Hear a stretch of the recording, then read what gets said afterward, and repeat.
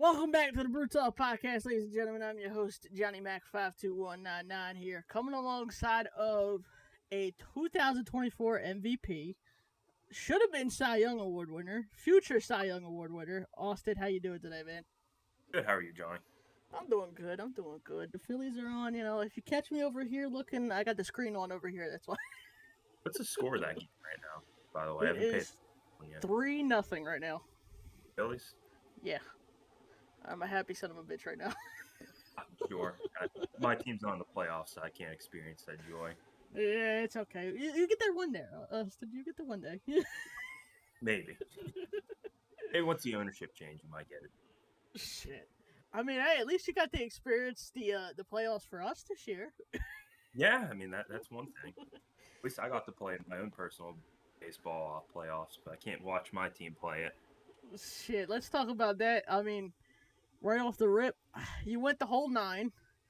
I forget how many Ks you had in that game, but tell us a little bit about that. What was the game plan going into that? So our game plan kind of for the 2 days was that RJ was going to be the starter for the Rattlers for the simple fact that when he faced the Rattlers in the regular season for our only game we faced them, he won a very strong 6 innings. Um, Defense kind of fell apart a little bit in that 7th inning that he went. If I'm not mistaken, I think Evan might have pitched in that game as well, and then RJ came in afterwards, but RJ just shoved against those guys. So me and the rest of the guys that kind of like set in the lineups for that week were really confident that he would be, a really good game one starter. Unfortunately, he had some things that he needed to take care of in the AM, so we had Zach start. Zach always gives you a good outing, and I definitely want to see him use a little bit more going into next year. But with RJ, he gave us a solid 6 and kind of gave us a chance to work the bullpen. Our idea was kind of to spread out the bullpen a little bit so we weren't burning all of our arms in one day and then hoping that we have arms for the second day. But on that day, personally, for the game 2, I definitely felt like I had all my best stuff working. They had them trainers there to begin the day, and it was nice because they worked my shoulder a little bit more than I typically would during like a regular season game. So I definitely felt like the velocity was there pretty much the whole game. Cardinals players even said at the end of the game the velocity seemed to get up as I was going through the game. So it was just an all-around good performance. I think I had all the stuff. I was getting a lot of chases, and I mean, pretty much all you could ask for in a start. Yeah, you definitely seemed like you were getting up there in velocity, at least from the bench throughout the game. Um, Now, what do you think should have happened if RJ didn't get to go through the 6 in that first game? Did you guys have a game plan then? The game plan honestly was the idea that me and RJ would just get through 6. And if we got those 6 solid innings, we had all the confidence in the world that we could turn that ball over to the bullpen to win out the ball game. So, like Zach, if things went right and RJ was there to start the game, the next guy to get the ball was likely going to be Zach. And then after that, it was kind of just going to be plug and play, whoever we felt the matchups. So, like, you came into that game. Ben was also available. We definitely wanted to see Ryan pitch more in the playoffs if he was going to be available, but he couldn't make game 1, and then he also had that finger injury, which we really couldn't. You can't really pitch with a finger injury. So that was one less arm we kind of could play with. It was kind of just playing the matchups after that would be my best example of what we were thinking. I mean, there was a lot of different going back and forth who we think we should start, who we should think could come in afterwards. You definitely want to try to mix velocities when it comes to playoffs. So I think you coming in after Ben was a good idea. I think you coming after me could also work quite frequently as well, just because the velocity differences, or vice versa, you going in and then I come in afterwards. So that's kind of the game plan, is just working the best arms in the situation. Because I don't know if you heard throughout the podcast that I've been doing, I kind of said I didn't really understand it. That's why I wanted to pick your brain on it, especially since I guess you, Sean, and John were conjugating on the game plans there.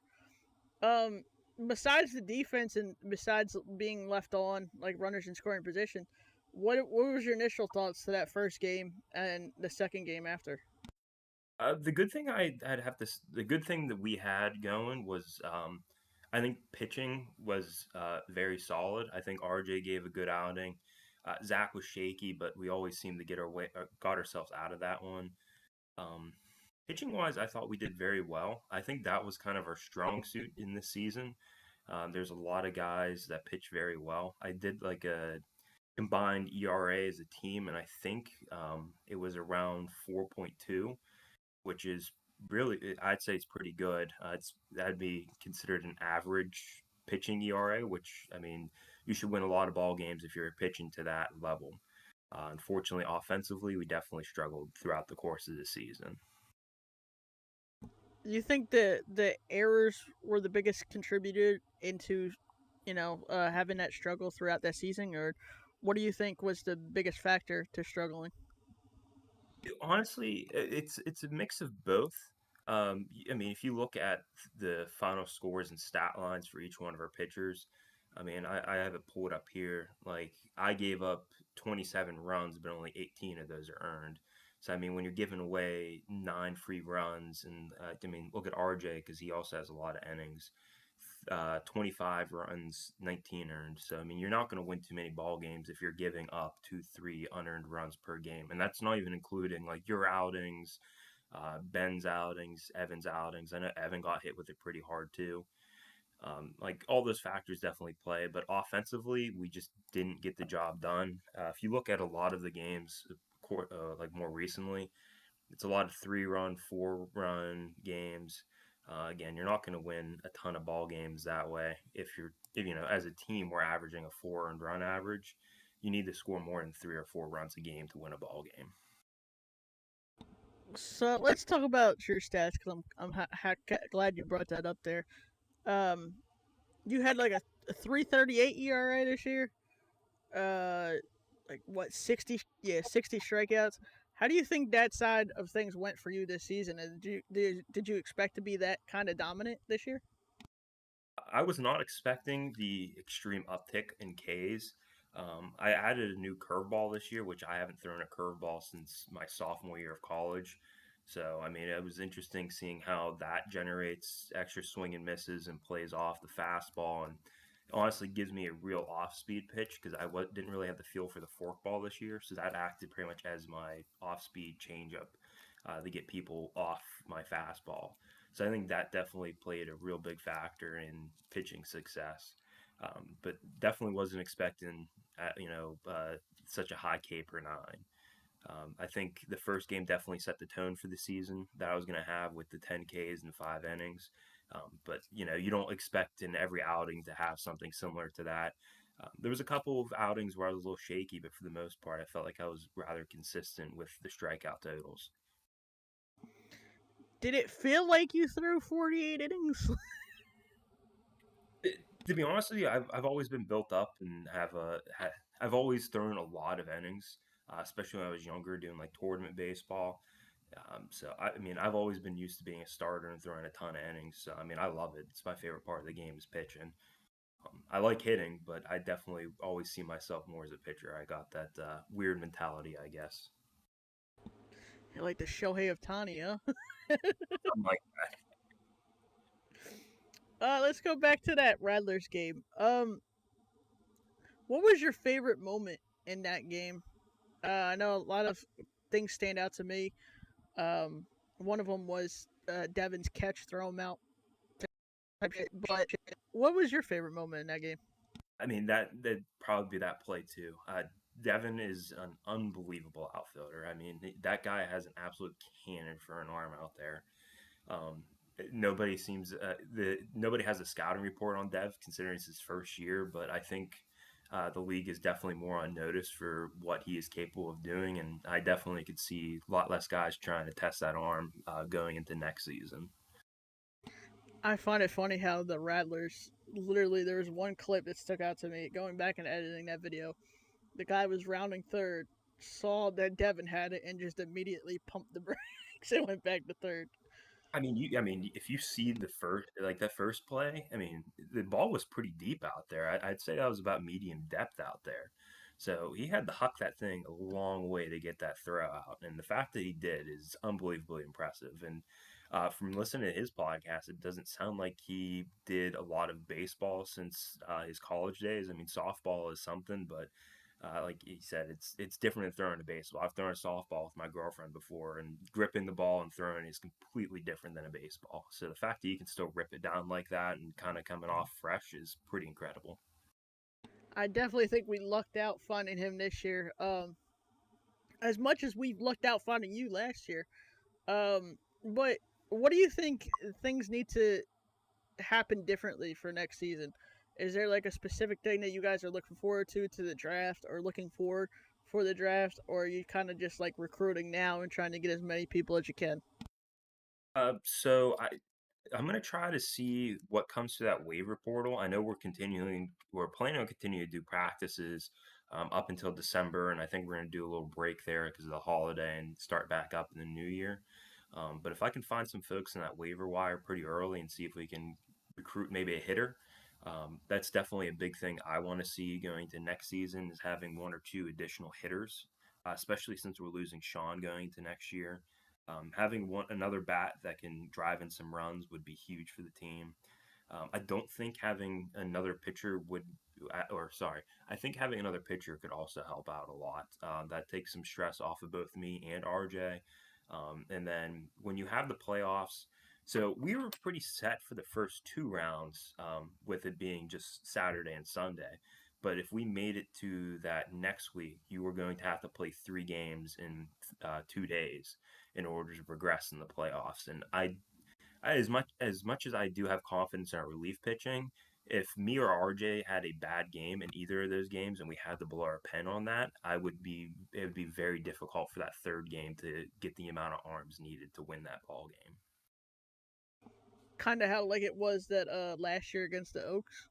Exactly. I mean, last year I think it would be different if RJ was healthy because we would have had RJ throwing in that game, and it wouldn't have forced me to throw. I think we could have, banked on having a little bit more length out of you as well in that situation and not need to worry as much. But we were definitely very short-handed. We also didn't know we had Ryan at that time. That was, from my understanding, since I joined so late and Ryan's been on the team for a while. That was like probably one of his first times throwing. I mean, you've been around a lot longer than I have. Is that true? So I want to say he threw. I want to say he threw the 2023 season for like maybe an inning, making it up. I remember him pitching at least one time before that, and it was kind of like a shocker to see him go back in there because he didn't tell.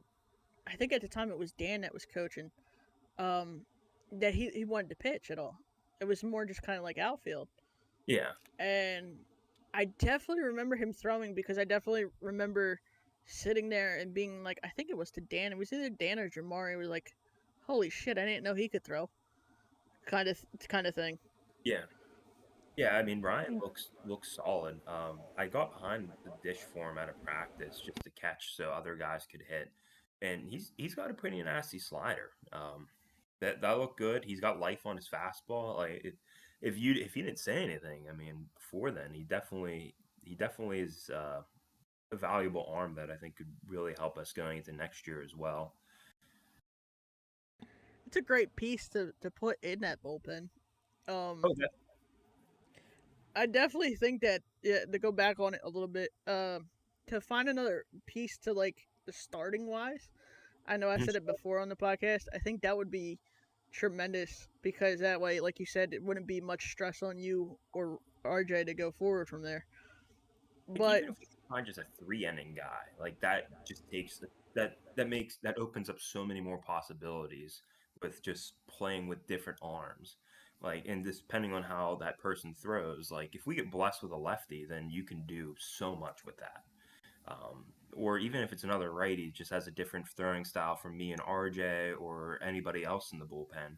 I mean, you could instead of having one guy need to go a chunk of 5 innings, you could piece it more together like a 3-3-2 or whatever you want to do, and it gives them just a ton of different looks. Doesn't allow them to get as comfortable. You're not going to have guys that are seeing the third time through the order, which statistically is a little bit worse than your first two times through the order.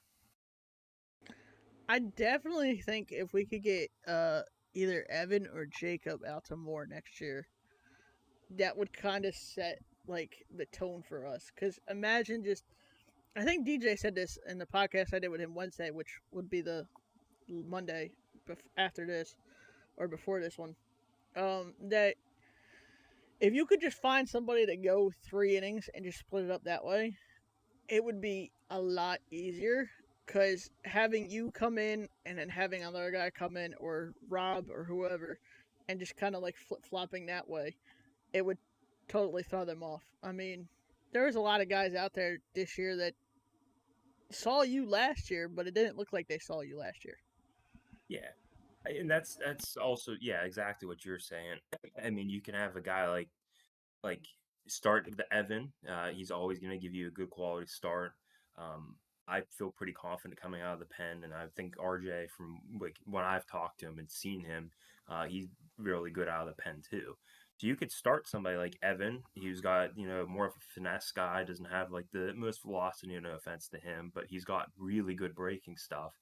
Moving on to me, who's a little bit more velocity, and then you can go to RJ, who's also has some velocity, but he's very finesse, and especially with that splitter he has.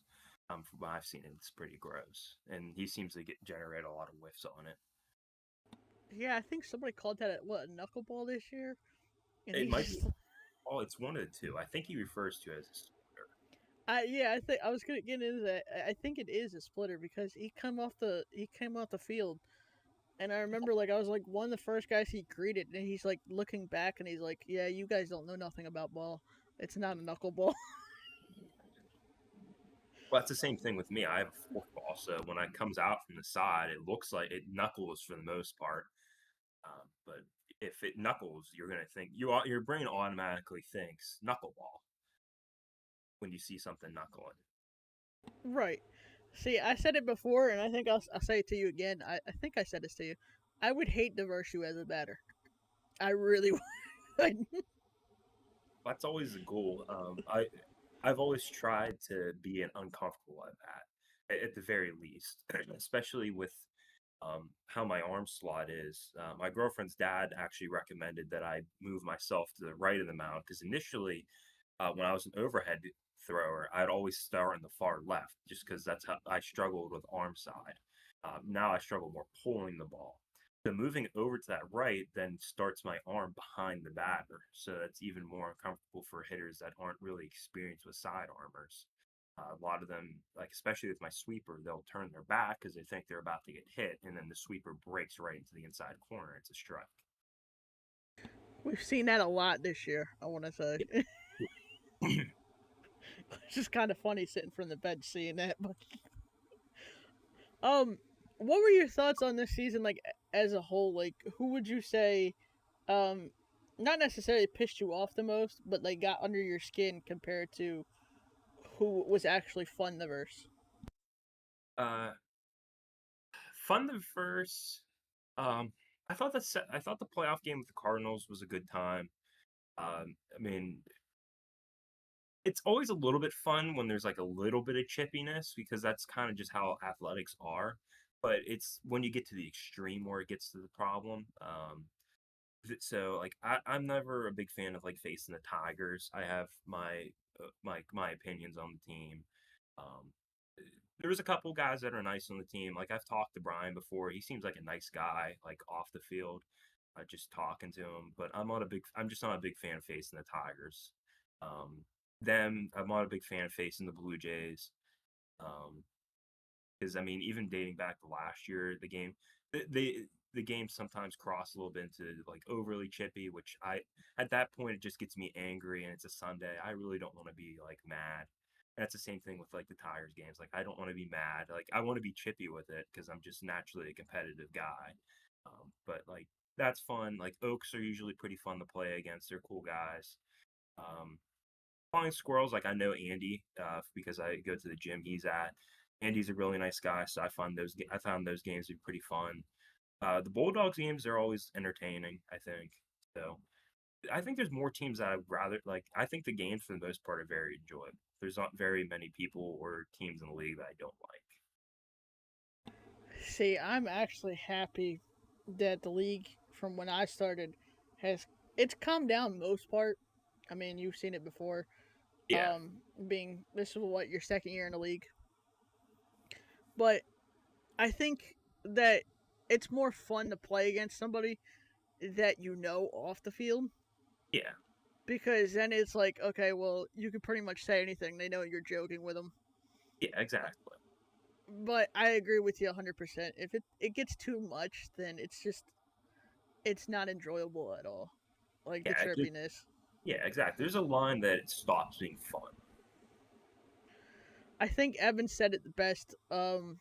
Shit, when did he said it? I think it was like 23. I think it was 23. We were playing the Cubs, and the Cubs were kind of how like the Tigers are, Yeah, but toward the end of the season, they declined. So they beat us for their first win, and I think it was their center fielder might have been just talking shit the entire time. And you know how Evan is; he goes back and forth with him. And then just getting into the handshake line, it just like this dude was trying to fight one of our guys, and Evan just goes at the end of the video, "Y'all need Jesus." So I think from that point though, from now, it's kind of like two different leagues. Um, I I find it funny like how some people will get mad over the simplest things. yeah. And it's like, what? It just makes you think, like, what are we doing? It's a Sunday. Like, why are we getting mad? But the other thing to kind of add on top of that is as you become a better team and the games are like more competitive or you're winning ball games, the other team's not going to talk crap. So if we're down by 20, like or if we're up by like yeah, if you're down by 20, if the other team's talking crap, you kind of just have to accept it. But if you're beating a team, they can't talk crap to you because they're losing the ball game. Yeah, there was one that Sean said. Oh, when did he say this though? I forget who he was talking to, but you could hear it in the GoPro. It was like somebody had like an 0 for 4 day, but we still won the game. Yeah. And it was like, I don't know if you necessarily should be talking shit. And I'm just like, damn, Sean. I mean, that's kind of the truth. Like you can talk crap, but you kind of like you have to kind of somewhat back it up with the play a little bit. Like if you go up and you're like if you're pitching you walk everybody and then you start talking crap, like you don't really have the justification to call talk crap. I think my coach brought it up as like it's like if you throw at somebody, like if you only throw 70 miles an hour, like it's not that intimidating. Like you're not going to get the message across. It's just they're just going to take the base. So like if your performance isn't matching up to what you're trying to say, it goes through deaf ears, pretty much. You see, that's why I'm kind of like thankful I don't throw hard, but also like it's a lose lose. But usually when I hit somebody, they're just like, oh well. Yeah, I mean, and again, as a pitcher, you don't want to hit people. Like on top of it being a free base, like it hurts. As a guy who's played a two-way position my entire life and have been a hitter and have gotten hit many times, it's not fun to get hit. Like I don't enjoy it. I'll take the base, but it's not a fun feeling.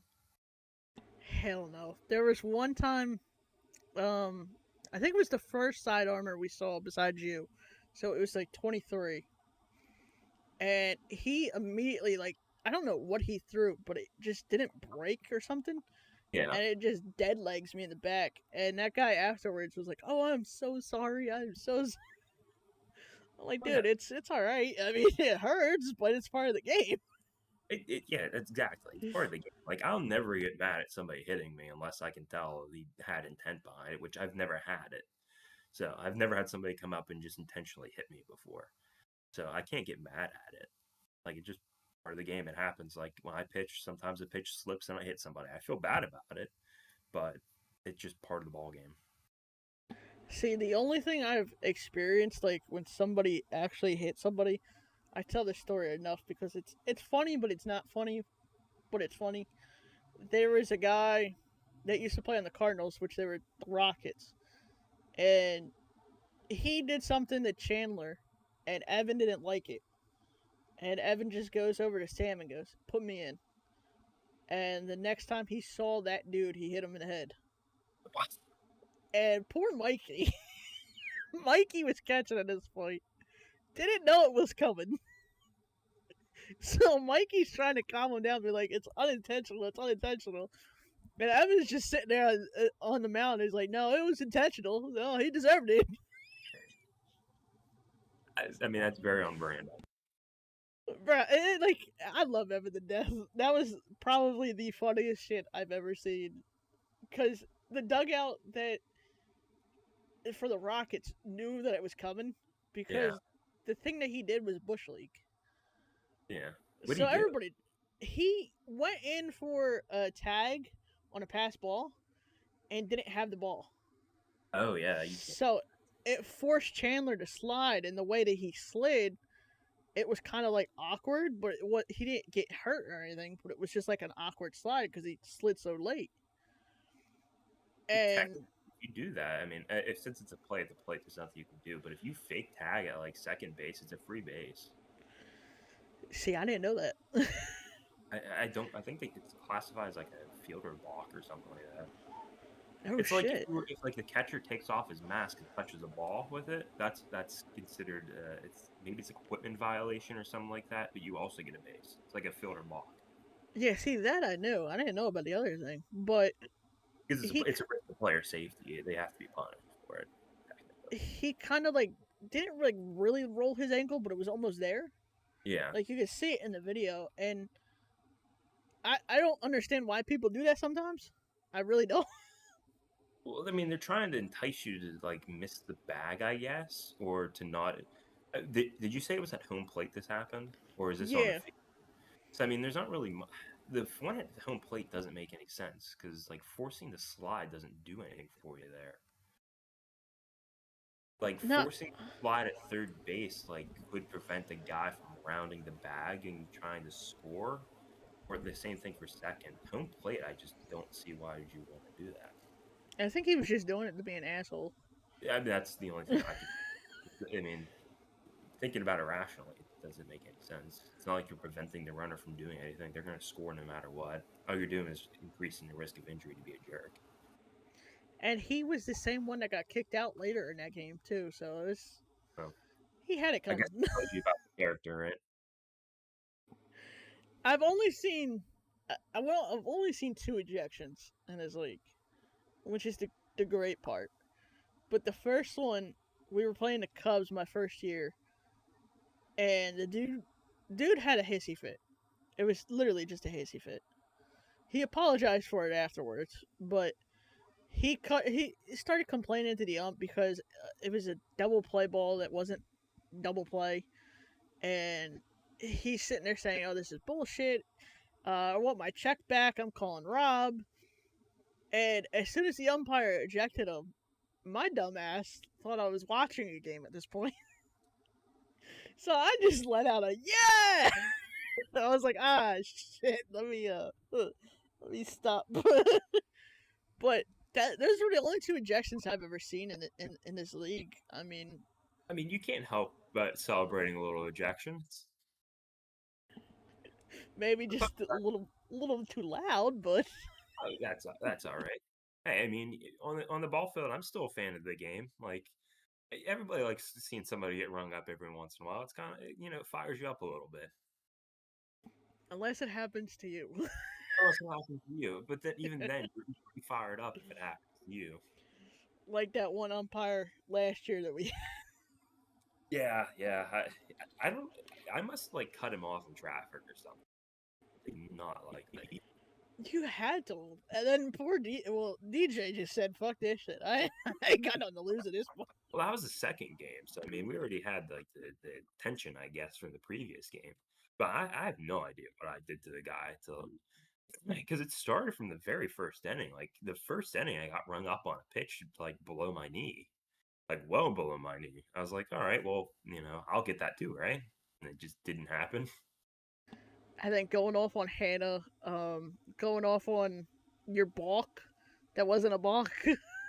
I mean, according to the rules, what he said is considered a block, but I don't remember like fully picking up my foot. Like when I do like this, like the slower motion to get people off balance, from my understanding, I mean, I couldn't really see it in the video, but I don't think I picked up my foot.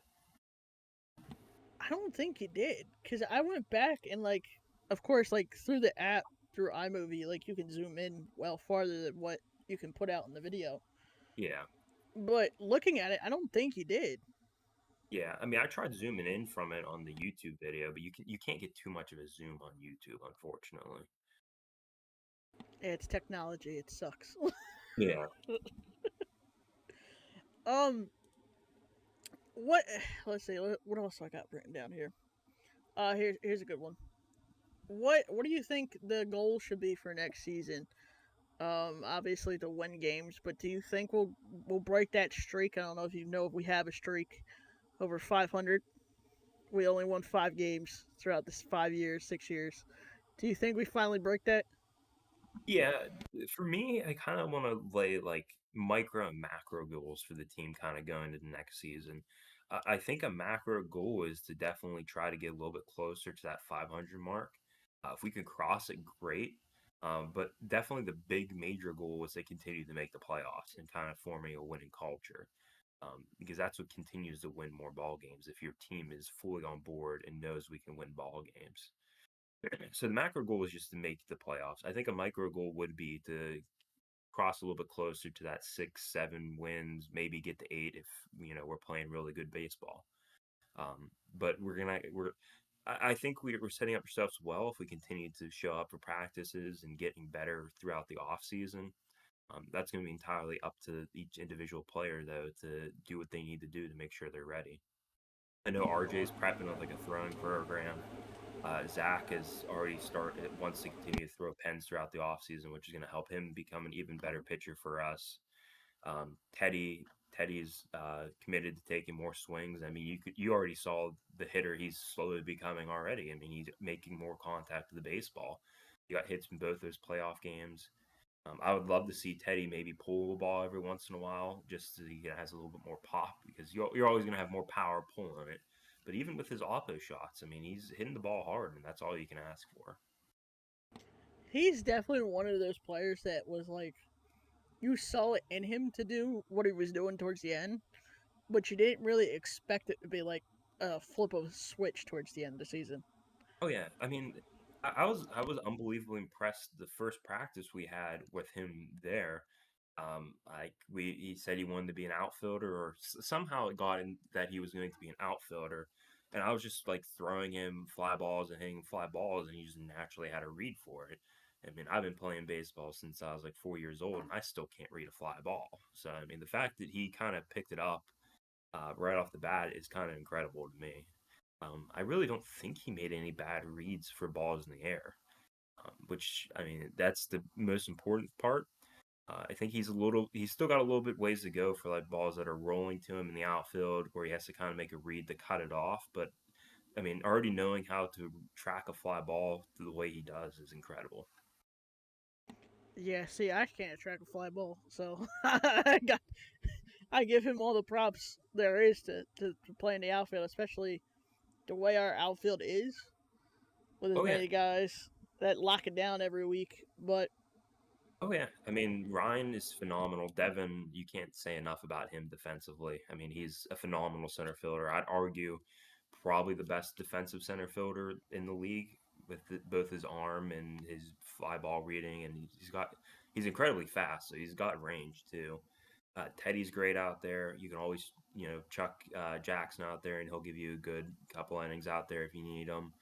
Um, I mean, we have a bunch of guys that can play that position, so it's not just those three. There's a lot of depth in that position, which is nice. I don't think outfield was much of a problem this year. I think we had a lot of very good outfield play. so here's one that I just thought of a question for you on the top of my head, if I remember it. Son of a bitch. This is why I write shit down beforehand. If it pops back up, I mean, just at any time, Yeah, even even if it's not relevant to the current conversation. shit. With my ADHD, yeah, it probably will be.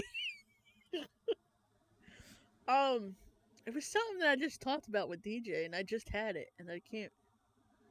Shit. What was it like for you to play in the athletic stadium this year? It was nice. I've played. So that's the first time I've played. Actually, no. I've played in a few nice stadiums. Up north in the old league I played for, we played at a stadium called it was the Washington Wild Things Stadium, which was an independent ball league stadium. During my summer league up there, that was a beautiful ballpark. I've played at the old spring training facility for the Indians, and I've played at that or now the Durham Bulls field, and I'd say the Durham Bulls field was a lot better than the former Cleveland Indians stadium. Um, very close to the Washington Wild Things Stadium. That was an all turf field, so it was real beautiful. But natural, you can't be natural grass field playing surface. So, I mean, the Durham Bulls Stadium was definitely probably the nicest like stadium field I've ever played in. Maybe the best stadium I've played in. They had, I want to say, besides the mound, but that was to be expected. They had like 4 games that weekend, maybe 5. So to keep that field the way it was for majority of the games, Oh yeah. it was incredible. Oh yeah, definitely. I mean, we had the first games in the on the first day, so I mean, it was probably set for that. But I think they also had games playing that Friday night, from what the grounds crew had to say. I mean, the fact that they can keep that field that nice when you're having maybe 9, 10 baseball games in a weekend is incredible. And really hats off to them because Oh I yeah, mean that the first time I played there was 22, and we had the late game against the Oaks. And compared that to what it was this year, was there was not much of a difference. I mean, everybody was making fun of the whole grass policy, but like to me, like I seeing how hard it was for us to maintain a good college field, and it always seemed to get into disarray as you got close to the end of the season. Like having it not stepping on that grass keeps it that nice. And that's why I never run in like the middle of that infield because I know how hard it is to maintain something like that. Always running around the side because that warning track material you can easily drag out, but the grass, if you step on it and it dies, you have to fight to get that back. Yeah, and I mean the stadium itself was pretty nice too. I mean there was not like a bad seat in there either. No, I mean I sat and watched the game that was after us on Saturday, and I mean I thought the seats were nice. I mean you get it, the view is great of the ballpark. I definitely think it's probably cool to play in those afternoon games with that boxcar being down there and everybody like out there probably having the chance to heckle you a little bit. So I'm sure as the night goes on, it gets a little bit even better to play there. The one year that we played in 22, like I said, we had the night game. That was not a fun experience. We lost. I think it was like 20-4. But throughout the whole duration of the game, the bar that was out in center was just blasting music the entire game. Oh, really? Yeah, and it was a live band too, so that made it worse. Oh, maybe I take that back. That would get a little annoying live band. But like having the ability to have like fans, even if they're not rooting for either side, I think it's kind of fun. Oh yeah, I mean I didn't find it that annoying because like I was all over the place that game, Yeah, but I mean it gave a different feel for it, it gave a different pace to it. I, I think it's fun to have that like a different type of atmosphere like that. And I wish we would have more like not so much like fans, but like just people in attendance. I mean, it's I would love that too, but I mean, it's hard to just get random folks to show up to a men's league baseball game. I know John was able to get a lot of folks out, which I mean that's awesome that we can have people that come out and enjoy watching our ball games. But I mean, if you're not having like friends and family come out, I highly it's hard to get like a bystander to come and sit and watch a ball game. That's not really like a professional league. I'd love if we could do something like that and get more advertisements in the league. I know you've brought it up in the past. Yeah, me and DJ had a conversation that I'm trying my best to like talk to Rob about it. I just don't know how to bring it up. But his idea was to well the idea was to do like a community channel for the league and just Yeah, have somebody record, live stream it, send me the video, I'll chop it down, whatever the case is. But he also added onto it saying that we should like have the league promote like a game of the week. yeah, And I found that really interesting because I was like, that might actually could work. I mean, if we find somebody that's in the area of wherever yeah. it I think is. that's a great idea. I mean, I definitely think there should have been game of the weeks this year because the Rattlers went what like 8-0. Yeah, So just having that matchup against the Oaks would have been crazy. I mean, to see the championship would have been crazier too. oh yeah. I mean, yeah, we could definitely advertise the league a little bit better as a whole. That's a lot of work for something that happens only on Sundays, and I mean, you have to find the people that are going to want to do that. I think live streaming the games would definitely grow the league, not only just in fan base, but I mean, you could really ignite more people to want to come out and go back to playing the sport they love. I mean, that's the whole reason why I'm still here is I love playing ball. And I guarantee you, if there was more outreach, you could probably find more people that are like, man, I really miss playing baseball. Or guys that are going to watch these live streams or go to the game and be like, man, I really wish I was back out there. Like I remember playing in high school or college. And you might expand this league into you might add another two teams that way, or you might just continuously increase the competition because more better players that are watching it from that were playing like college ball are like, man, I miss it now because I've been out of the game for a whole year or two and I want to just get back into it. I mean, how many guys in this league are like in their upper to mid 20s that just came back after like a 2 or 3 year hiatus and are like, man, I just miss it and I need something to do, want to have that brotherhood back and get back into it. And that's something this team does really well. I know you pointed out in the group chat the other night, joking about Philly, but Yeah, I honestly think that this team does that really well. It's just the camaraderie. yeah, I mean, you saw it this year with you and RJ, famously. Uh, but I think that's good for us because I don't think a lot of teams, maybe besides the Cardinals that I've seen, that have that camaraderie like we do. yeah. And I mean, that helped a lot in my transition coming down here from Pennsylvania. Like I moved down here. So before that Cardinals game, I moved down here that Saturday.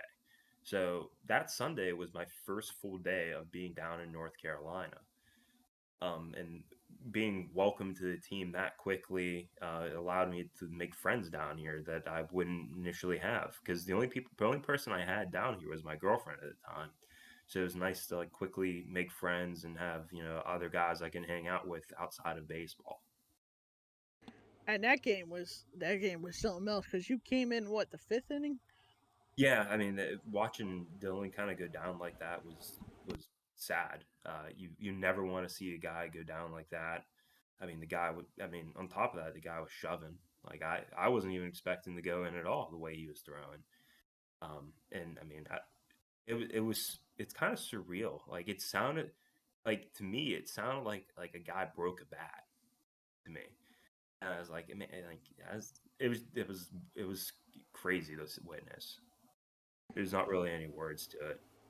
Yeah, I think I agree with you. Like the way it sounded. I mean, I tell everybody the one thing I remember from that game was just him throwing, and before it gets to home, it just sounded like it hit chain link, Yeah, and it's like, wait a second, the chain link it didn't even touch it yet. yeah, it was crazy. Being on third, I was like, yeah, I've never I've seen somebody like tear their UCL. Like I've heard that pop before, but I've never heard like a snapping of a bone that way. Which I mean, DJ said this famously on his podcast, which you'll hear when it comes out. Um, he says that God would not let us have you and Dylan as starters. Yeah, uh, but I mean, yeah, yeah. I mean, having if we would have had him going into this year too, I mean, sky's the limit. And I think even if he comes back as just a hitter going into next year, if he wants to do that, I think that's a huge upgrade. I mean, just see how I mean, go back to how well he hit in that Blue Jays game, and he's clutch. I mean, the guy has that in his genes.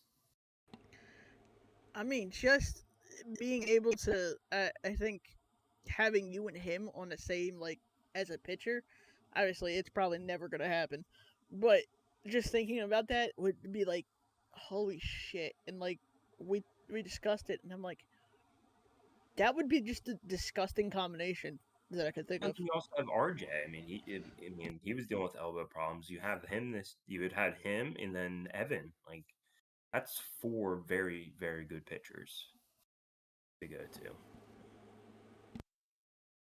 Oh, oh, sorry, I hit the wrong button. I don't think anybody would be able to top that combination.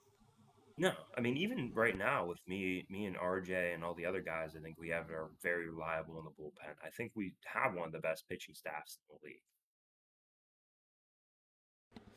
I definitely agree with you on that one. I mean, seeing obviously being in, I keep hitting the mute button. Obviously, being in Jersey when you guys first to Oaks, I mean, you guys didn't lose by that much. Them. And I mean that's a combination. I think we played very solid defense that day. Pitching was there.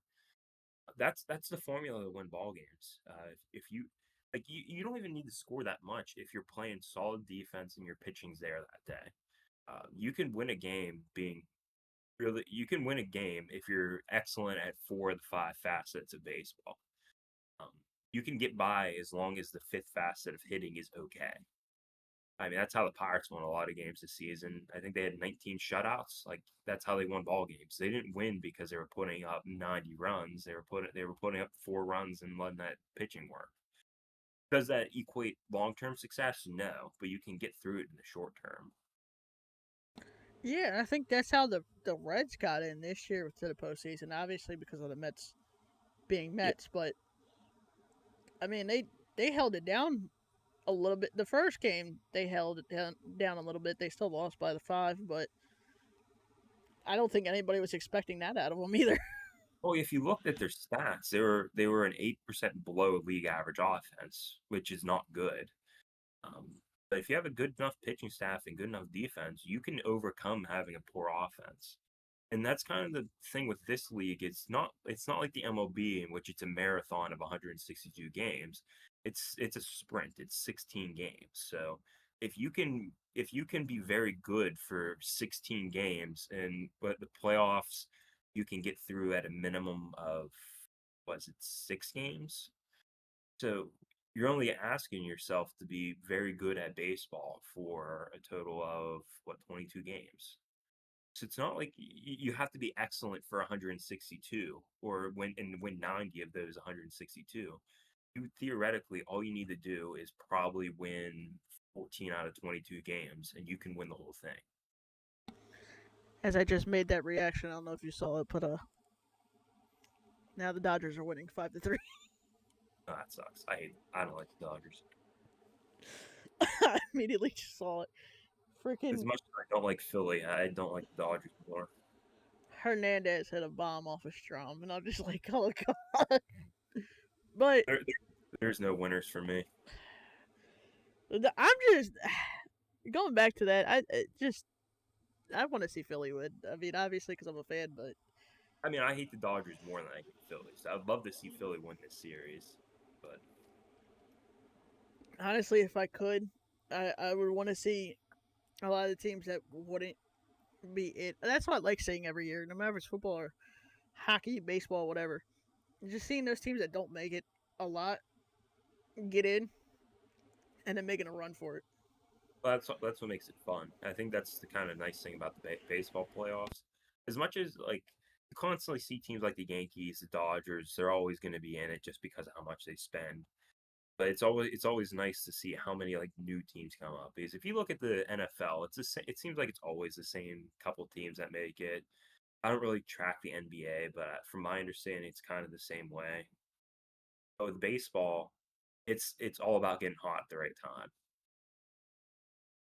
Yeah, and I think it's the same way with hockey too, because Oh yeah, being like 82, what is it, 82 games for a season? yeah, it's a long season. So I mean, shit, you got time to figure it out. Oh yeah, and then I mean, there's a lot of new teams that make the playoffs every year. I think this is kind of an oddity in which you saw two of the same teams in the Stanley Cup.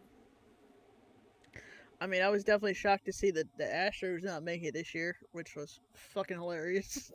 Can't complain that about that though. I'm glad that the Mariners usually won that division. I posted, I think it was on Facebook. I posted something. I was like, the matchups that I want to see are like Seattle and Philly. I would even love to see Chicago and Seattle. Yeah, Just like anybody but the Yankees, obviously, I and the thought a good Dodgers. one would have been like the Padres Mariners because neither of them have a World Series. That would have been interesting to see. But I mean, I'm cool with pretty much whatever as long as it's not an NL Central team that wins it. Shit, yeah. Did you see the Cubs game tonight, though? Them and the I Brewers. I didn't. I was out and about. I did not get to see it, but I did see the final score was or at least I saw that Boyd got pulled pretty early. Dude, they lit him the fuck up. I saw he had four unearned though, so I'm not quite sure what happened there. Was it there an error with two outs? There was one error with 2 outs, but the last three batters all got like doubles to start the game. Yeah, you're not gonna win. You're not gonna do too well if you let that up early. And I'm like, damn, the Brewers came out ready to fucking go. They're a good ball club. They have a very simple formula of playing really good defense and just getting like clawing and scratching. They have always had a decent pitching staff. Which, like we were talking about, that's a decent formula to win games. But it is. They thrive on good fundamental baseball, especially with base running. They always have really good base runners. You win a lot of you can win a lot of baseball games if you just play good defense and don't make too many errors and you run very well. So I remembered a question finally. Okay, what you got? What was the highlight of the season for you? Because there's one play that sticks out to me. It was Brock's walk off single, but I missed like 6 games this year. So, what was your favorite moment? I mean, that walk off single was definitely electric. I mean, honestly, Dev's throw to get us out of that jam in the playoffs, I thought was a very standout like moment, and that kind of stamps him as definitely a Gold Glove guy. I mean, and it's not like that was the first time he made that type of throw, though.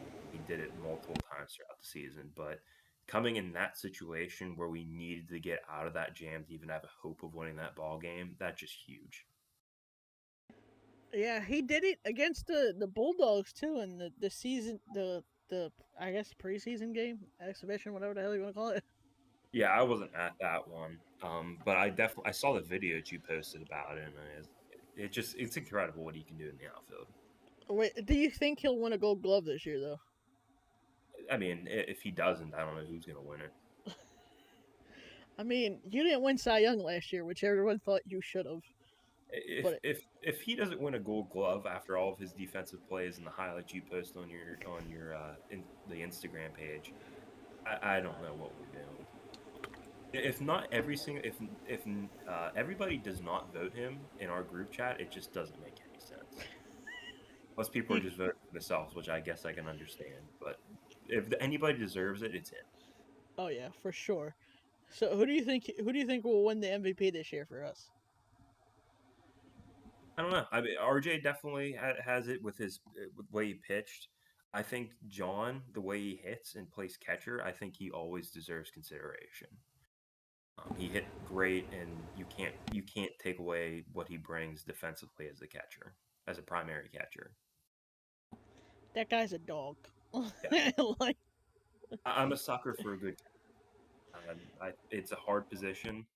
I don't think they nearly get the praise they deserve most of the time, especially as a pitcher.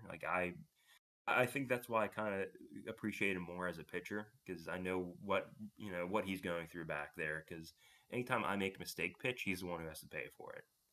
By either like diving forward or catching it weird, or he takes a one off the face mask. or he goes for a ball that's fouled off and almost dies, like he did this there. Yeah, so I mean, I think he always deserves to be at least in the consideration for that. Who do you think, out of your personal opinion, who do you think will win the Rookie of the Year this year? Since there's only four of them.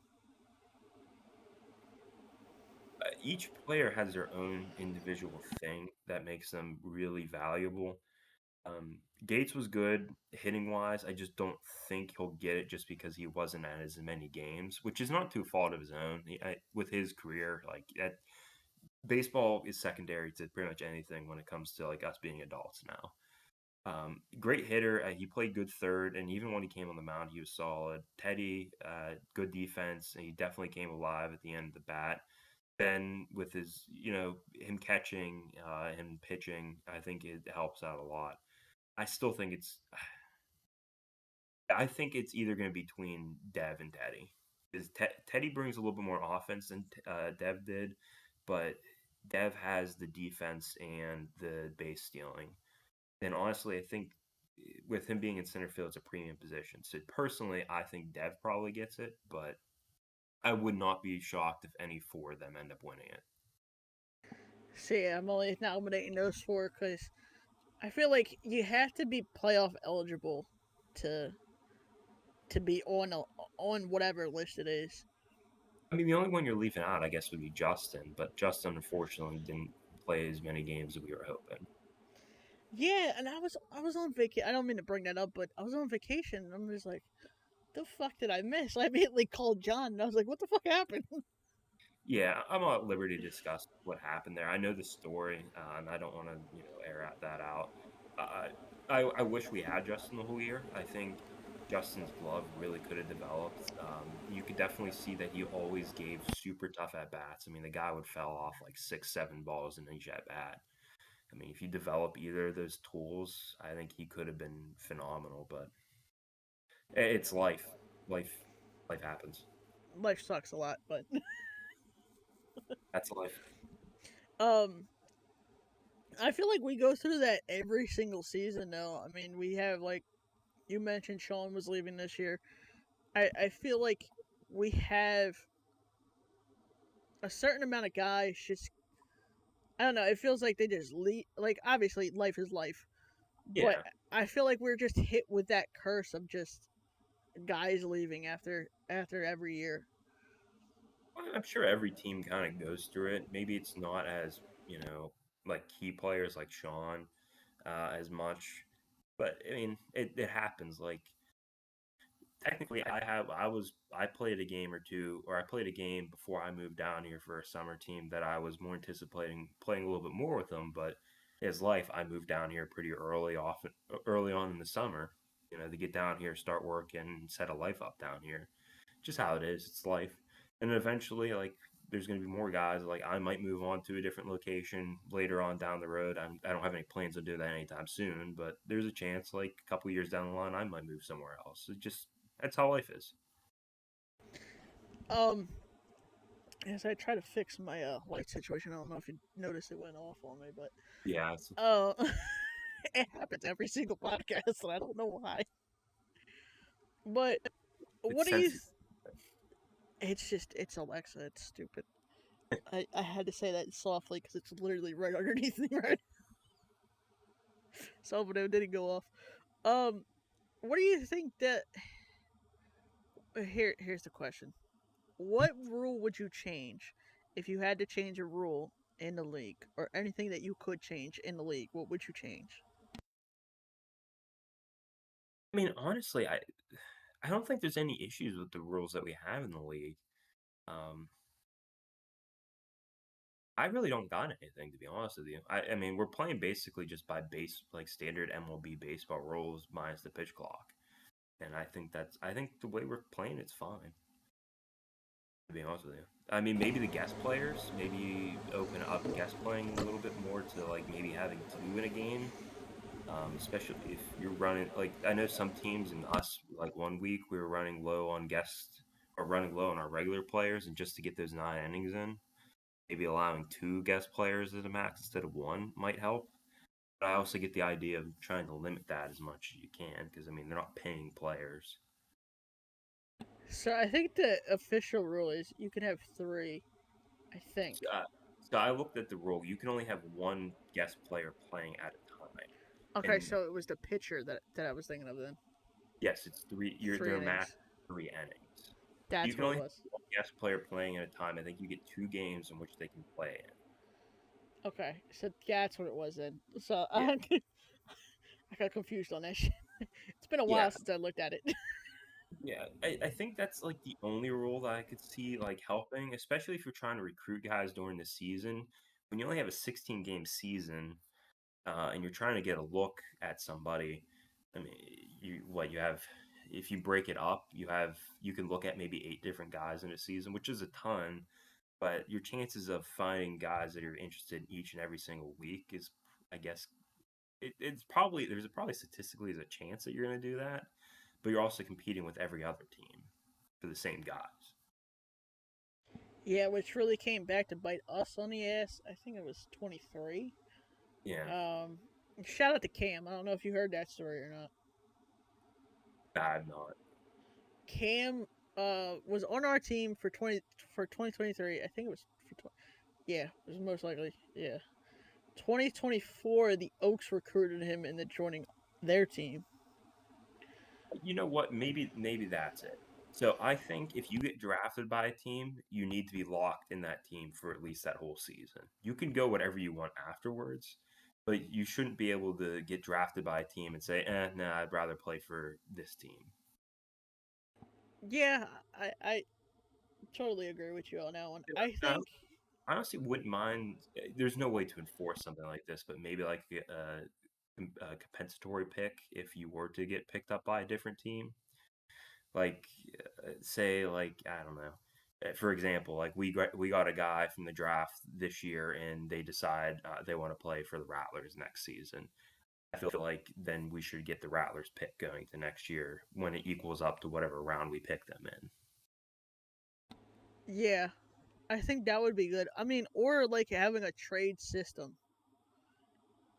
It, yeah, but I think That the would be trades funny. That'd be the trade hilarious. would be fun, but I the trade system would kind of suck because I mean, if you think about it, I mean, there's guys that are coming from like Roxborough. They'll come down here and play baseball, and if they get transferred to the Blue Jays and they have to drive all the way down to Lee County, that kind of sucks for all their home games. Yeah, I mean, that'd some be of the so. proximity plays a little bit into the rule. That's like I think in the waivers it states where they live. So I mean, it makes it a little bit more enticing for a guy like that. Like a guy who lives in Cary or in Wendell is probably a little bit more enticed to play with us because we're in Cary rather than like the Blue Jays who are in Lee County. It would be so hilarious though. Just imagine like some of the wackiest trades.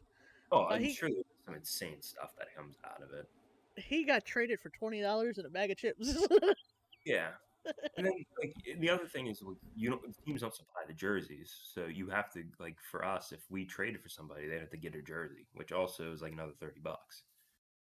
Yeah, that would totally suck if you got that call. Yeah, like it's not like the MLB in which you're getting your jersey, you'll get all new equipment from them. It's a little bit more complicated, I guess, is the way of putting it. Yeah, I mean, or you could just each team could buy like three extra jerseys, Yeah, or but I guess the add on to that, each team has different team fees because each team is spending different amounts of money on stadium or fields. oh yeah, that's true. I didn't even think about that. Like Bond's a little bit more expensive than I don't know the prices of all the fields. John kind of took care of that last year, and I think he's what he wants to do going into this year. But it might be $250 to play on this team, but you go to a different team, it's 300 or it's cheaper. if there was a set league fee, then you might be able to work that out a little bit more. But then you're like next season that person might thinking, hey, it's going to be $100 for me to play, and then all of a sudden, oh, it's $250 for you to come back to this team next year. Yeah, I think Rob should do a better. I know it's not his, but I think the way he explains it at the draft, I don't know if he still does the draft story, He does.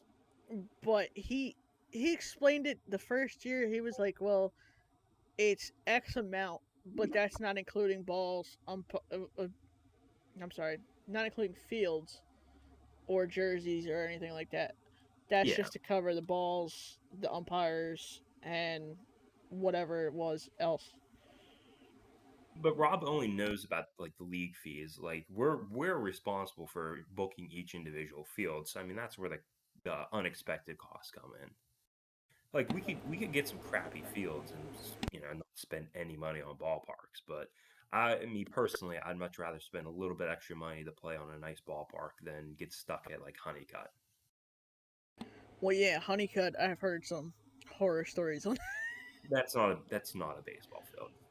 No, That shouldn't even be allowed to be considered a baseball field in this league. is that the one that the Tigers picked for the softball one? Yeah, that it was a slow pitch softball field. It was 300 around. Like there was a ball that got hit off of me. That was a fly ball, routine fly ball on any other field, but it's a home run there. Jesus God, dog, that's having home field advantage if I've ever seen one. I mean, you're technically both playing on the same thing, but like it's an artificial mound. I couldn't even get a full stride down the mound. Like it shouldn't be a like I understand each like that's the beautiful thing about baseball is no two fields are the same. However, we should be playing on men's like actual men's league baseball fields, not a slow pitch softball field. Or at least a high school field that's actually farther down the line. Exactly. Like yeah, I'm cool with playing on a shorter porch, but at least make it a shorter porch that's realistic and not 300 feet to center field. That's not a baseball field if it's 300 feet to center. Shit, I'll take Clayton's ballpark again, and that shit felt like it was short. Is all hell. But Clayton had a real mound. It was well maintained. Like I honestly I wouldn't be upset if we go back to play Clayton a little bit, depending on what the price is for those. That's what I See, talked to John today. I like Clayton, and I also like Lee County, but just because Lee County's the shortest, Yeah, I work out in Lee County during the week. I have no desire to drive all the way out to Sanford on my Sundays. that's what everybody says. I hit John though. We were talking on the phone about something, and I said, "Yeah, see, this is probably why nobody wanted me to take over a team." And he goes, "Why?" I said, "All the games will be down here in Lumberton."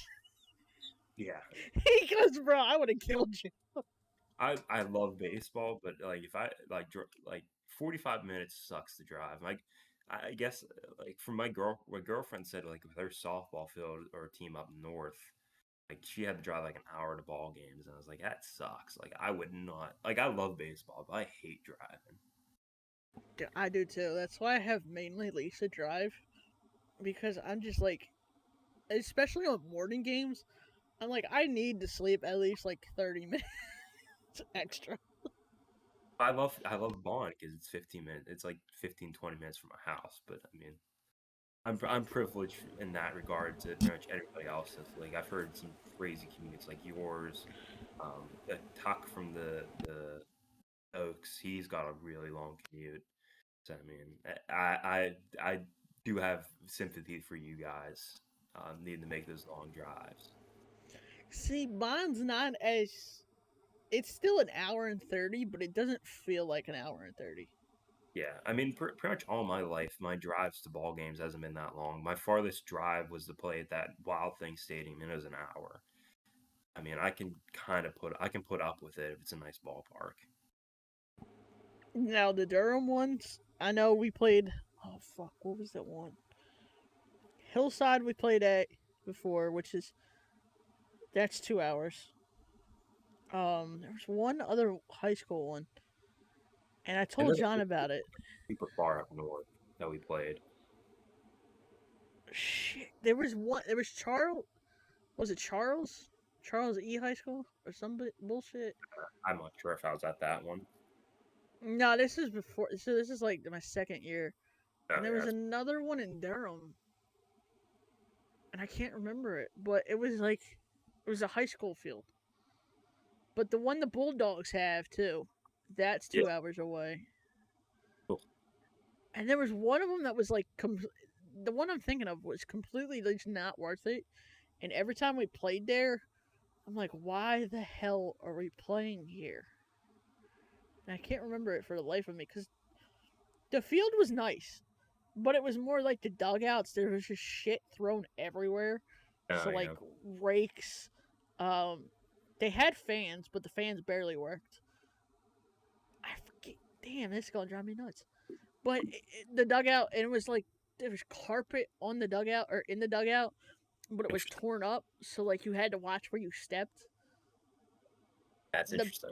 The bench was broken. I remember somebody, I forget who it was, goes to sit down on like the top, and the bench kind of like falls backwards. That's crazy. So I'm like, yeah, I'm not doing that. I fell one time.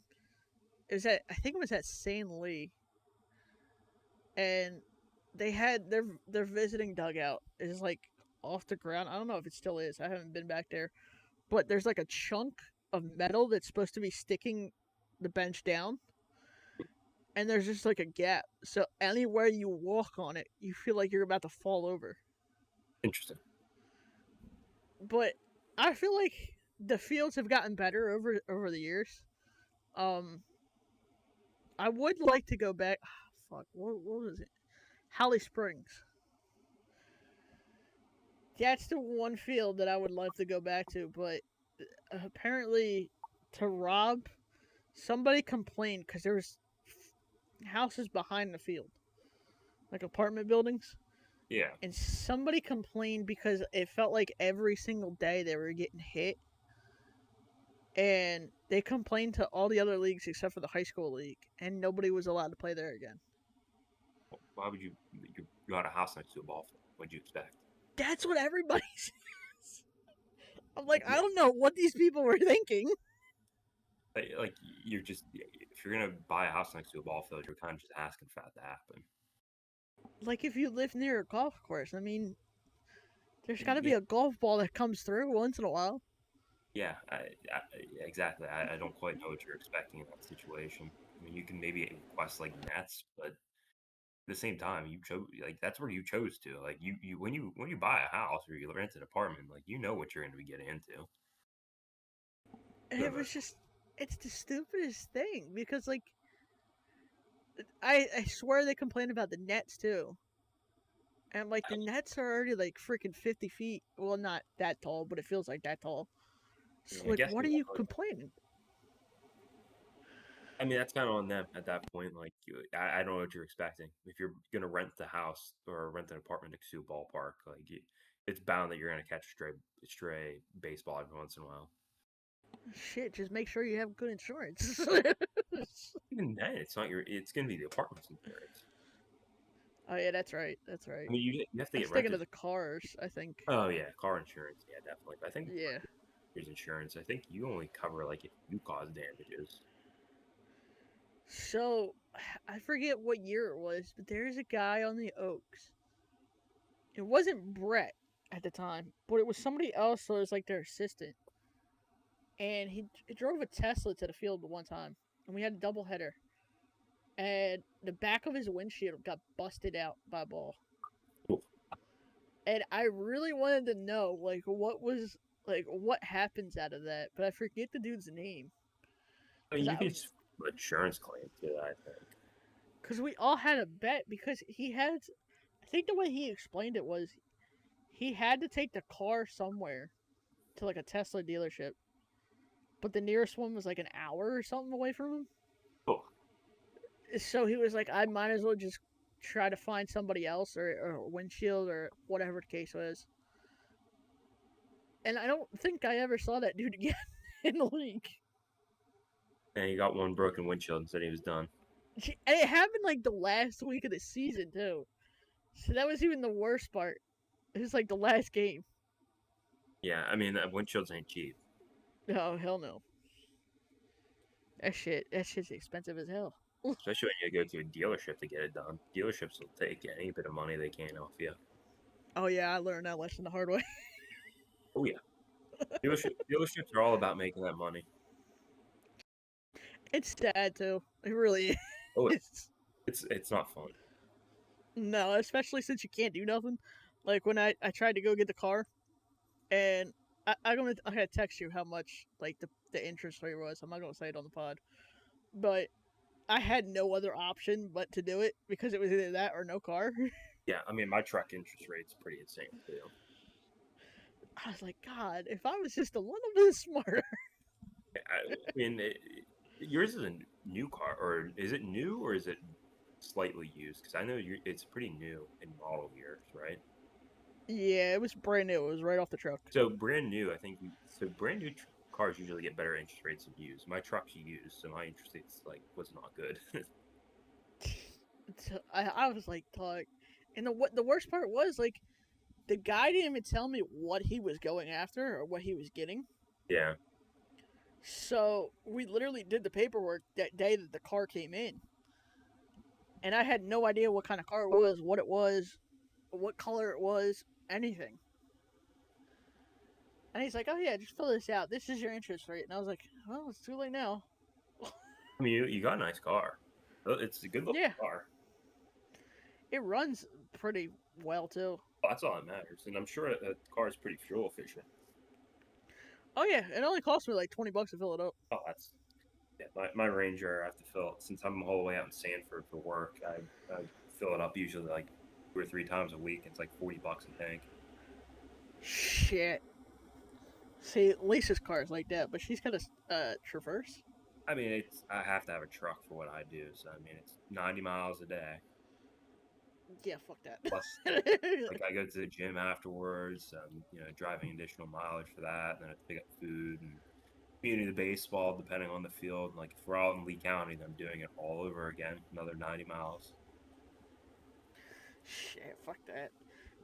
What do you think is the best field besides Bond that you played on this year? I mean, the Durham Bull Stadium. I think that's the obvious answer. But I guess a second park, um, the parks that we played the Flying Squirrels on. It was a high school ballpark.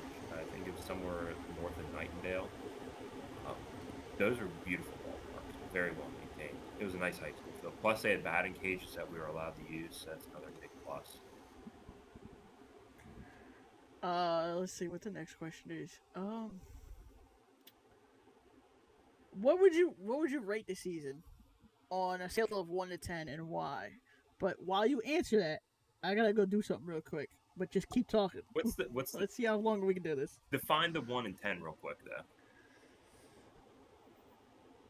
I don't know. Like one being like a season we didn't win a single game, and 10 being like Yeah. we won it all. So like, one's like the bottom, ten's like the top of the top. All right. In that case, I think I would probably rate the season. I'd say about a 5 out of 10. Making the playoffs is huge. That's always going to be something you want to conclude a season on is making the playoffs. But we didn't win. Oh, yeah, five because we didn't win too many ball games during the regular season. I'm very competitive. I love winning some ball games. So not having as many wins as you would desire kind of sucks. But making the playoffs is always good, and there's good memories, and there's also paths you can see to continue to get better. It's like I could definitely see next season jumping into 6, 7, maybe even 8. If you win it all, that's the only way I see a 10 ever coming about is if you win it all. I don't care what our record is. If we win it all, we can have the same exact winning percentage as we did this year. But if we win it all, that's an automatic 10 season because your goal is to win championships at the end of the day.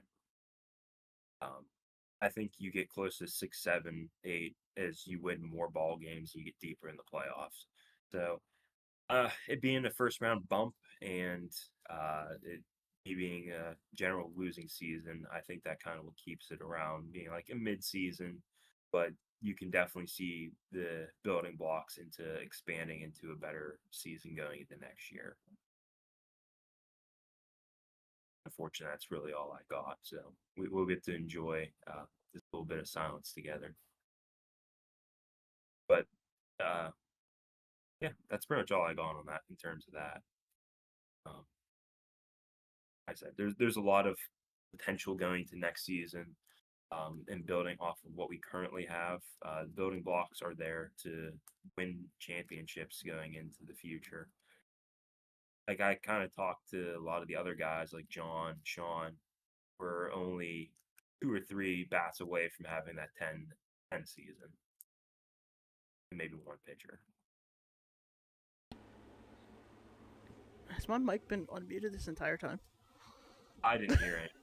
I just ran out of things to ramble, so I was just kind of going Yeah, I'm in. sorry about that, guys. The dog got out and was trying to attack my sister's dog, so Oh boy, oh yeah, everything so it's just a all right? lovely day. Yeah, thankfully. All right, Did get a good. little wet though, but it is what it is. Uh, so quickly fill me in. What was your answer to that? I say it was like a 5 out of 10. Just for the simple fact that we made the playoffs, which I think automatically makes it an okay season. But we didn't win that many ball games in the regular season, and we also got bumped out of the first round of the playoffs. I see a 10, no matter what our winning percentage during the regular season being, a 10 is winning it all. Like I don't care how we get there. Like we could do the same exact record. We win 5 ball games, but if we win a championship, then that season's a 10 because your goal is to win a championship. Shit, I love that answer. Yeah, the Shit. 10, the only way you ever get a 10 is you win it all. Oh, so like what the Oaks did this year. Exactly. Like that's a 10. Like there's nothing better than winning the whole thing. Like No. like a 9 would be like having a good, like a really good regular season and getting bumped to the championship. It's a disappointing way, but you made it that far and you played great ball.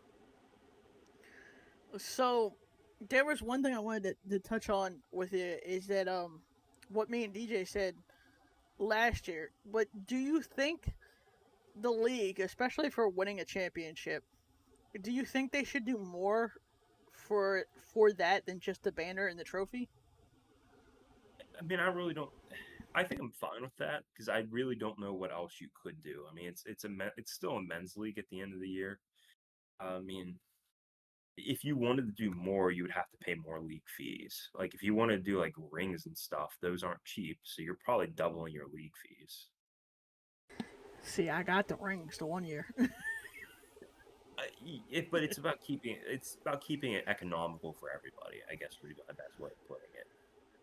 I mean, the rings that I found, I wish I had mine. I lost mine in Jersey. Don't travel with it, so I got to get a new one. But it was only like 25, $50.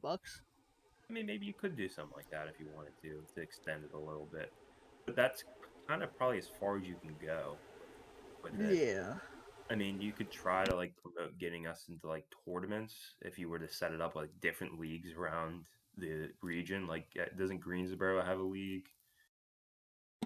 I think so. Like, you can maybe.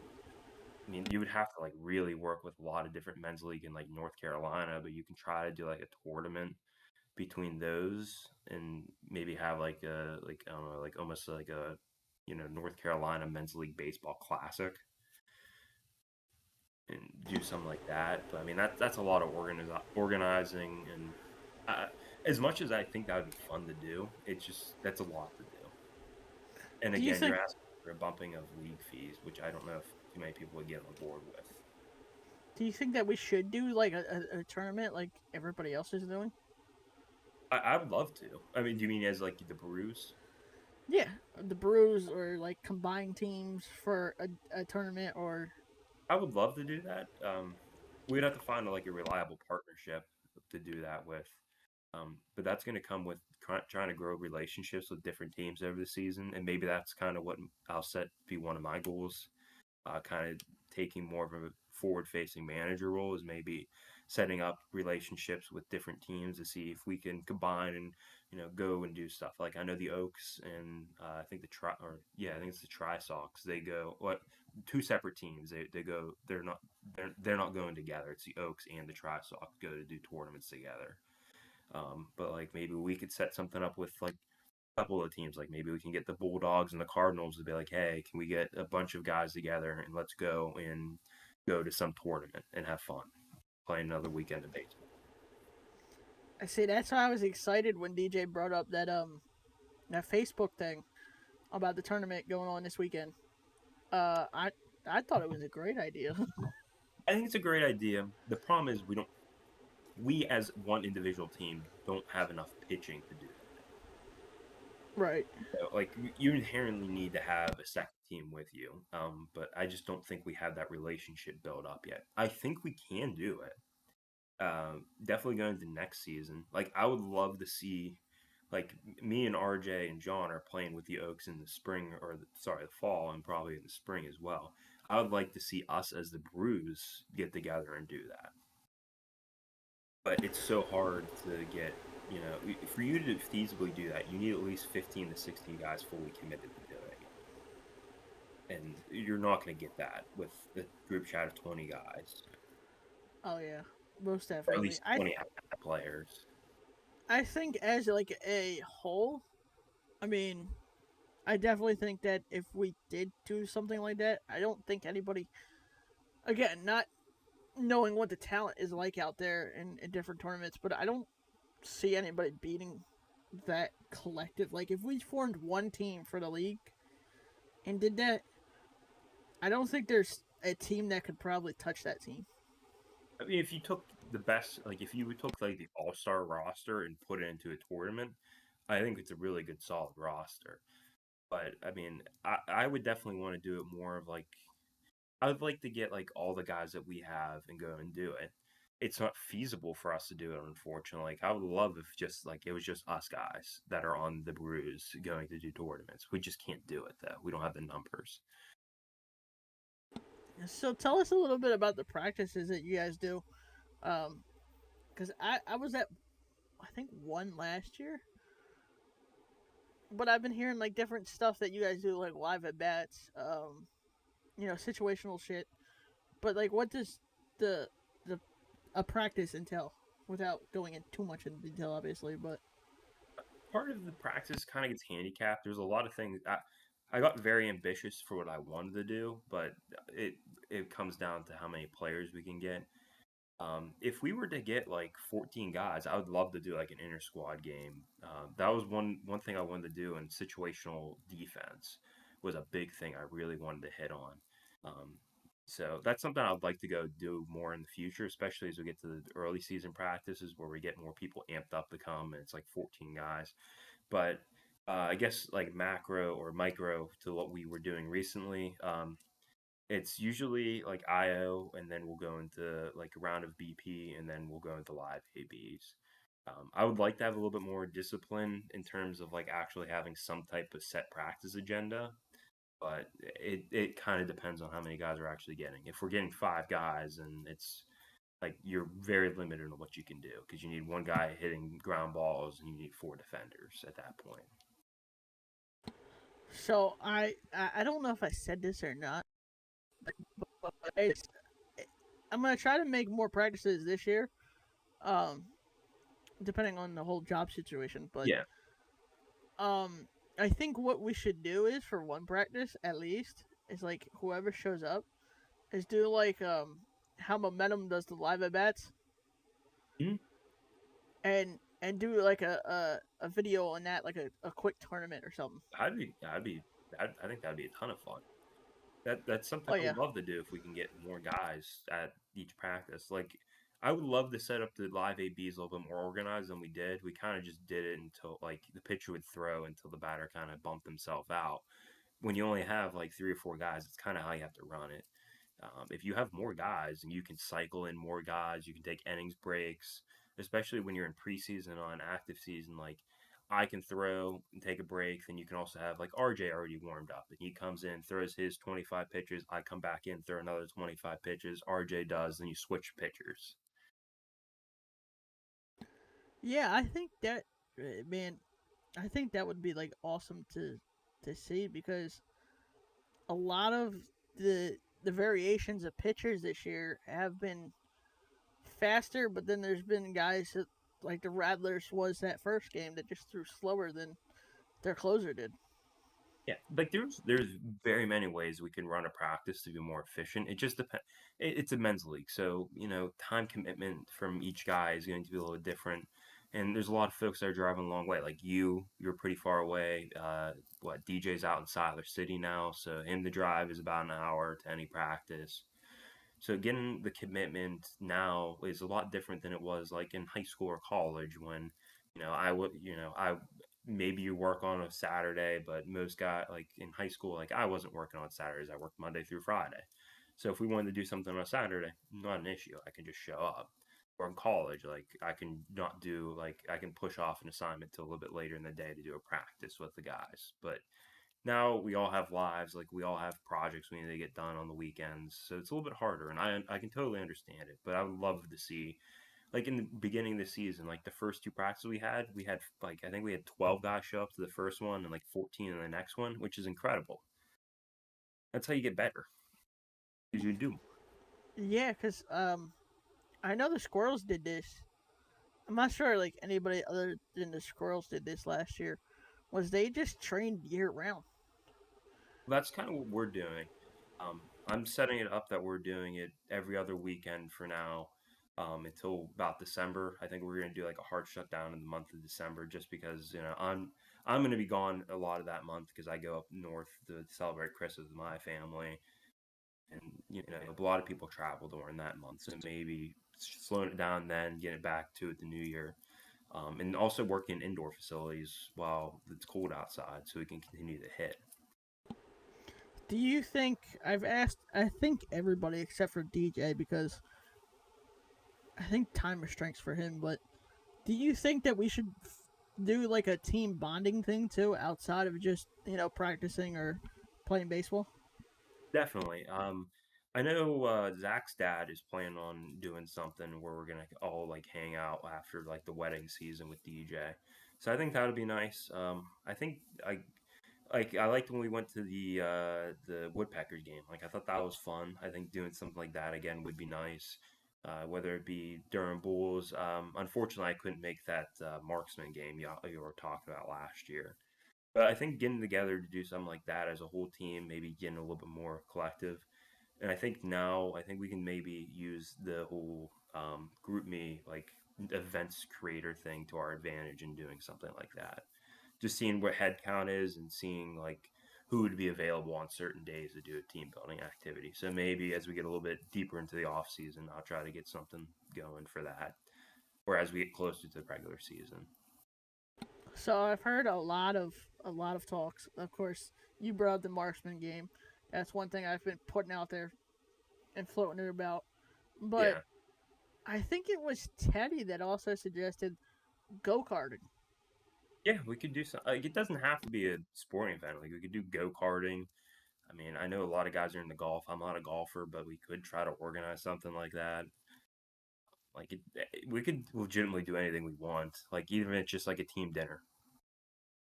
I also heard from I think it was Devin that suggested that maybe like for the Mackies we just hop on a call or something. Yeah, and that was something I actually meant to reach out to you as well about is like if we wanted to organize that, like we can put something in the group me to see like a date in which we can get majority of guys available, or even if it's not majority, like a good chunk of us available. I Um, think that would be awesome. To tell you I the mean, that'd truth. be something that if you'd like, we can maybe off podcast discuss like what days you think might be good for it. Um, the only thing is, I know you like doing it like a little bit like later in the year, and I know some people are definitely going to have struggles with that with the holiday season. So I think it either needs to be like a little bit like a couple weeks before or after the holiday season if we want to do like a big group. See, I'd like to have it on New Year's the show, but if you guys wouldn't be available, I mean I can push it back for like that first weekend Yeah, in yeah, I know January. that's what it was last year. Like I know for sure I won't be available because I'll be at home, hanging out with my family. So I at that time I'd like to like spend majority of that time just hanging out with them folks. But I would definitely be down to do like what you're suggesting. See, I had in 2023 we won the American League championship, and I kept pushing. I don't know why nobody responded back, but I kept pushing for like maybe we all meet halfway, run out of Ruby Tuesdays or Golden Corral or something like that, and I would bring the trophies with me, and we would just that way if anybody wants to say anything on the video, they can say whatever they wanted to say on the video, Yeah, and do like a live award show. I mean, I'm cool with doing something like that. It just we'd have to. It's just all about organizing it. If we were to put something in the group me and see when people are available, I think that would probably be the right way of going about it, rather than just setting a date and hoping. I don't know how you organize it that year, but I think getting together would be nice for something like that. I think it's good team bonding. There was no organization that year. I'll be honest with you. Yeah, so I think if if like we were to put out like dates and group me and be like, hey, like our availabilities, like what's your availability on like I don't know, January 7th, whatever date that is, like a Saturday. Like what's your available on this Saturday, what's your availability on this Sunday, and seeing what most guys can do. There's no way you're getting everybody to coordinate the one day. It's just not possible. But getting the majority or at least a large amount of guys would be beneficial. Oh yeah. Even if it's just, Um, I think it would make it more fun. I think it. I advocate for this every year. I mean, I think that the bonding that we would have if we did do something would be easier to do, especially with the new guys coming in. Oh yeah, As Ben even said it, it just there wasn't a lot of time to bond and get to know people. yeah. I mean, it's hard, especially at the beginning of the season. I think now we're in the off season. There's a lot more opportunities to do it. And I think that's definitely an initiative I would like to push more is definitely team bonding or just getting closer as a team. I think we're already a really tight knit group, but I think there's always like it's nice to hang out with the fellas every once in a while, whether even if it's just off the baseball field. And that's something I preach that I'm not sure who all does it. Some must say you guys, um, that do like the get together after the games. Yeah, I mean, I've been to one of them, but even then, it was just kind of like it was refreshing, yeah. That's why it's definitely one of the nicer parts of Sunday is kind of getting to sit down, hang out after games. and especially just enjoying some tavern food. Yeah, I mean, especially the cheese fries. Oh yeah, we talked about this on Devin's podcast, and I think Teddy's podcast too. It's just that was a staple of just you knew it was going to be good as soon as you had the cheese fries. Oh yeah, and then I remember Teddy. It was like one of his first things was like, "This is my like one of the first games. Like this is my favorite part." And I mean, I'm with him. Like I love it. Like I said, the big part of why I love baseball so much is the brotherhood. Like in college, like since like we were up at crack of dawn. Like some practice start like 5:45. Like that's how you make brothers. It's a collective struggling together and kind of just hanging out afterwards and like debriefing and just talking about non-baseball stuff too. Shit, joking around, having a good old time. I mean, Exactly. Like like my closest friends were just from that baseball, like the grind. um, who would you say is the funniest on the team? Uh, Evan's real funny, especially when he's around. I think he's definitely probably one of the funniest guys I've ever met. So I probably him. John's also hilarious. I think John's a funny guy too. Between them two, I'd say. So out of the two people, as there's one Ooh, out in the ninth, Mike, or two. Mike Henry too. Mike Henry's hilarious, especially his impressions. Dude, his impressions at that freaking Woodpeckers game. Yeah, his impressions are insane. I don't know how you could do so many. Um, but out of Ben and Devin and Teddy that I've asked, because I didn't ask DJ because time restraints, Yeah, but you would be surprised in what they said. They said you and RJ. I've listened to both podcasts and I've heard it both come up both times. I can understand it. I mean, that dynamic just it came out of nowhere. Yeah, I mean, I don't quite. It just formed. It happens sometimes. It's one of those things. I have that with. It's nice. It's cool to be able to like kind of get on each other. I like that and be cool about it. Especially, I forget who said it. It was either you or him. Said something about like the batting or something this season, and vice versa. Whoever said it looked at the other one and was like, "Yeah, see, that's how you hit."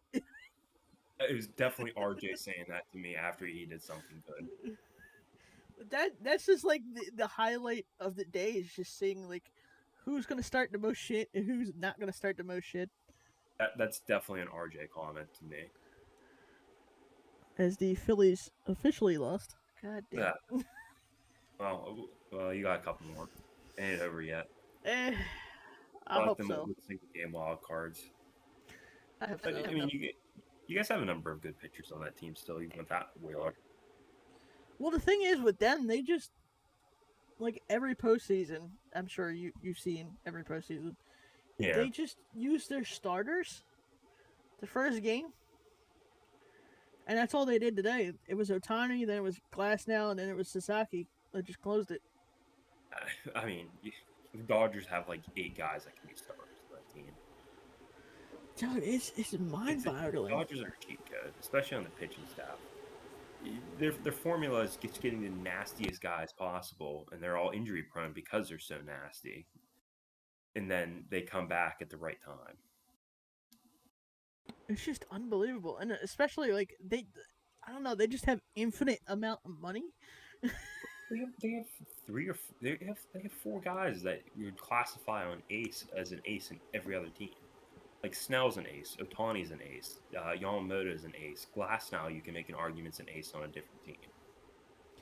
And just Kike Hernandez just comes through for freaking He's a oh playoff. Teoscar. I'm sorry, that's who was on my screen, not Kike.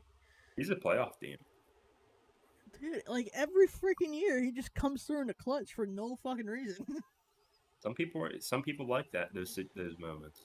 Some people thrive in them. And if we can take game two, again, it's game three back in LA, right? I'm hoping.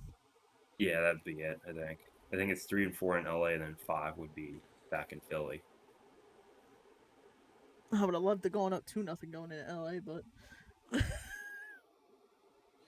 The Phillies can do it. I think they have the offense. I hope so. Just the Phillies. That's why I'm happy that I have the Eagles because I've been blessed to see 2 Super Bowls. But the Phillies, I just go through it every fucking year. Yeah, I had that with the Penguins for a while, but they're on the decline. Which I mean, I'll take. Like I'm fine if we win a couple championships and then suck for a couple years. It's kind of how sports are supposed to do. Yeah, at least you're not the Flyers that are like at the bottom of the barrel. I mean, the Penguins are the bottom of the barrel now, but again, I was blessed to see. I think they won like 3 or 4 from my childhood, so I can't complain about that. I mean, Steelers won one somewhat recently too, so I can't complain too much that they're mid. Yeah, the Steelers. I'll give you guys credit. They're okay. I mean, that's the problem. They're okay. They're not great. I would much rather we sucked a couple years like the Penguins are now to set up a championship run in a couple more years. But we're perpetually stuck at like 9-8 and 10-7. I was about to say, isn't there like the thing going around with Tomlin that he just It's always gets to 500 somehow? it's meaningless. Like I said, the only way you get a 10 out of 10 season if you win the whole thing. I could care less if we go 10-7. Like, cool, we had a winning record. What results? Results were we didn't finish in last, but we didn't get into the playoffs that much. It's meaningless. Like going 10-7, that's cool. Like, hey, we had a winning season. Like, it wasn't dreadful every weekend to watch football, but it means nothing when we're getting bounced in the first round. Who cares at that point? Cool, you made the playoffs, but we're not showing any signs of progression. We're getting older as a team. Like, I'd much rather suck for a couple years and then come back and win something.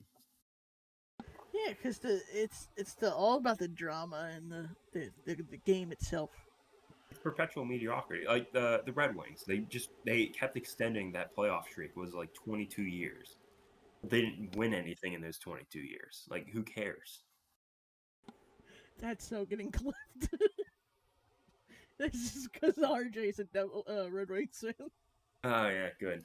Well, maybe I need to tell that to RJ to his face when I see him. That's exactly why I said it's getting clipped. That's why I started laughing behind the screen. Sounds like, of course, you're gonna bring on the Red Wings. I can't talk. Well, that's the best example. I mean, I can't. Well, yeah.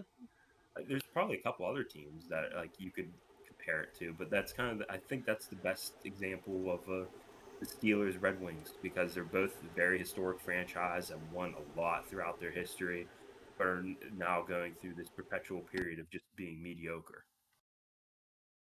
At least he's got the Tigers. He does have the Tigers. I really like the Tigers. I have a couple Tigers things. That's, I mean, it's. I told him in the last playoff game, I was like, secretly, I'm rooting for you guys because you gotta like the underdog once in a while. I've liked the Tigers because two of my favorite players growing up as a kid was Verlander and Miggy. Okay, yeah, I can see that. I mean, I feel like everybody's favorite player was low key Miggy, just because of Miggy's the shit that he used to do. Oh yeah, he was incredible. Great hitter. And Verlander, I mean, he was the first guy that like really threw the ball hard consistently. Like throwing 100 into the seventh inning is insane. And he's still going today. Like that's Oh yeah, he's a heck of a ball player and definitely a first ballot Hall of Famer. he's the Tom Brady of the NFL or the MLB. Yeah, pretty much. He Just, he got better as he got older. He won Cy Youngs in Houston. yeah, which is crazy and insane. Because isn't he like 40? I think he's in his 40s now. So like him winning the Cy Youngs in Houston, he was in his like mid to upper 30s at that point. That's insane. Like, and I give all the props to him.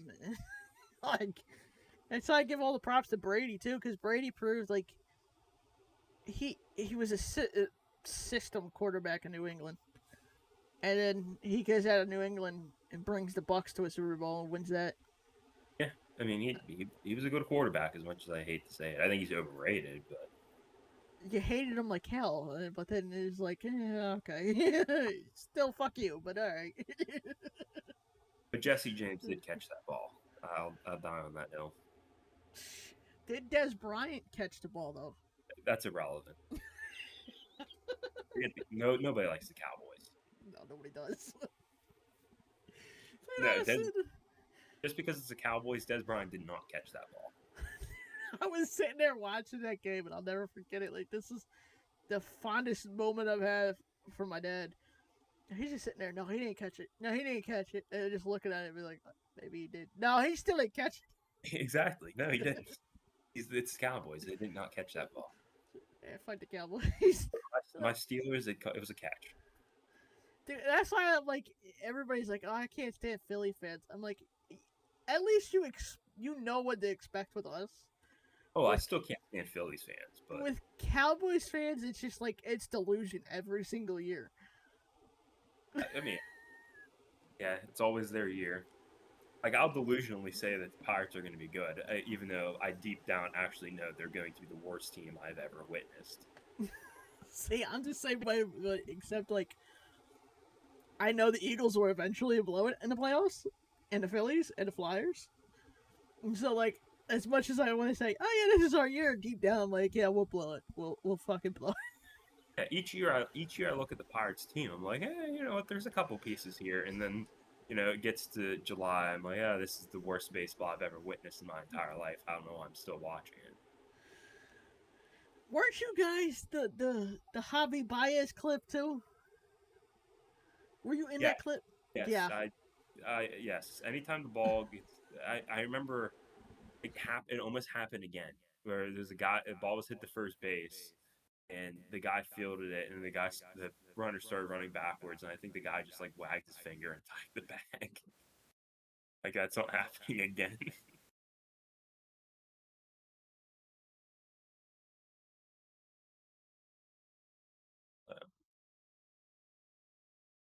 I can't hear you.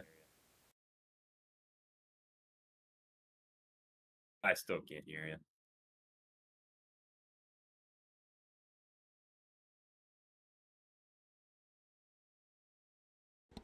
Can you hear me now? I got you again. Okay. So I don't know what the hell that is, but there was just an error message that popped up, and it was like, "Do you want to Oh. switch mics?" And I hit no, and then it switched it anyway. I don't know why, but as we start to wrap things up, what are you looking forward to the most this upcoming season? I just think that we have a lot of good building blocks to move up into, upper echelons of the teams. I think we can definitely take a huge jump in this off season if we can just get another couple of bats. So hoping for a big improvement in the offense going into next year. And if we continue to practice, I definitely think we can start noticing some significantly changes in the defense as well. And if we get more constant defensive play, especially up the middle, I think that's where we're kind of lacking on the infield.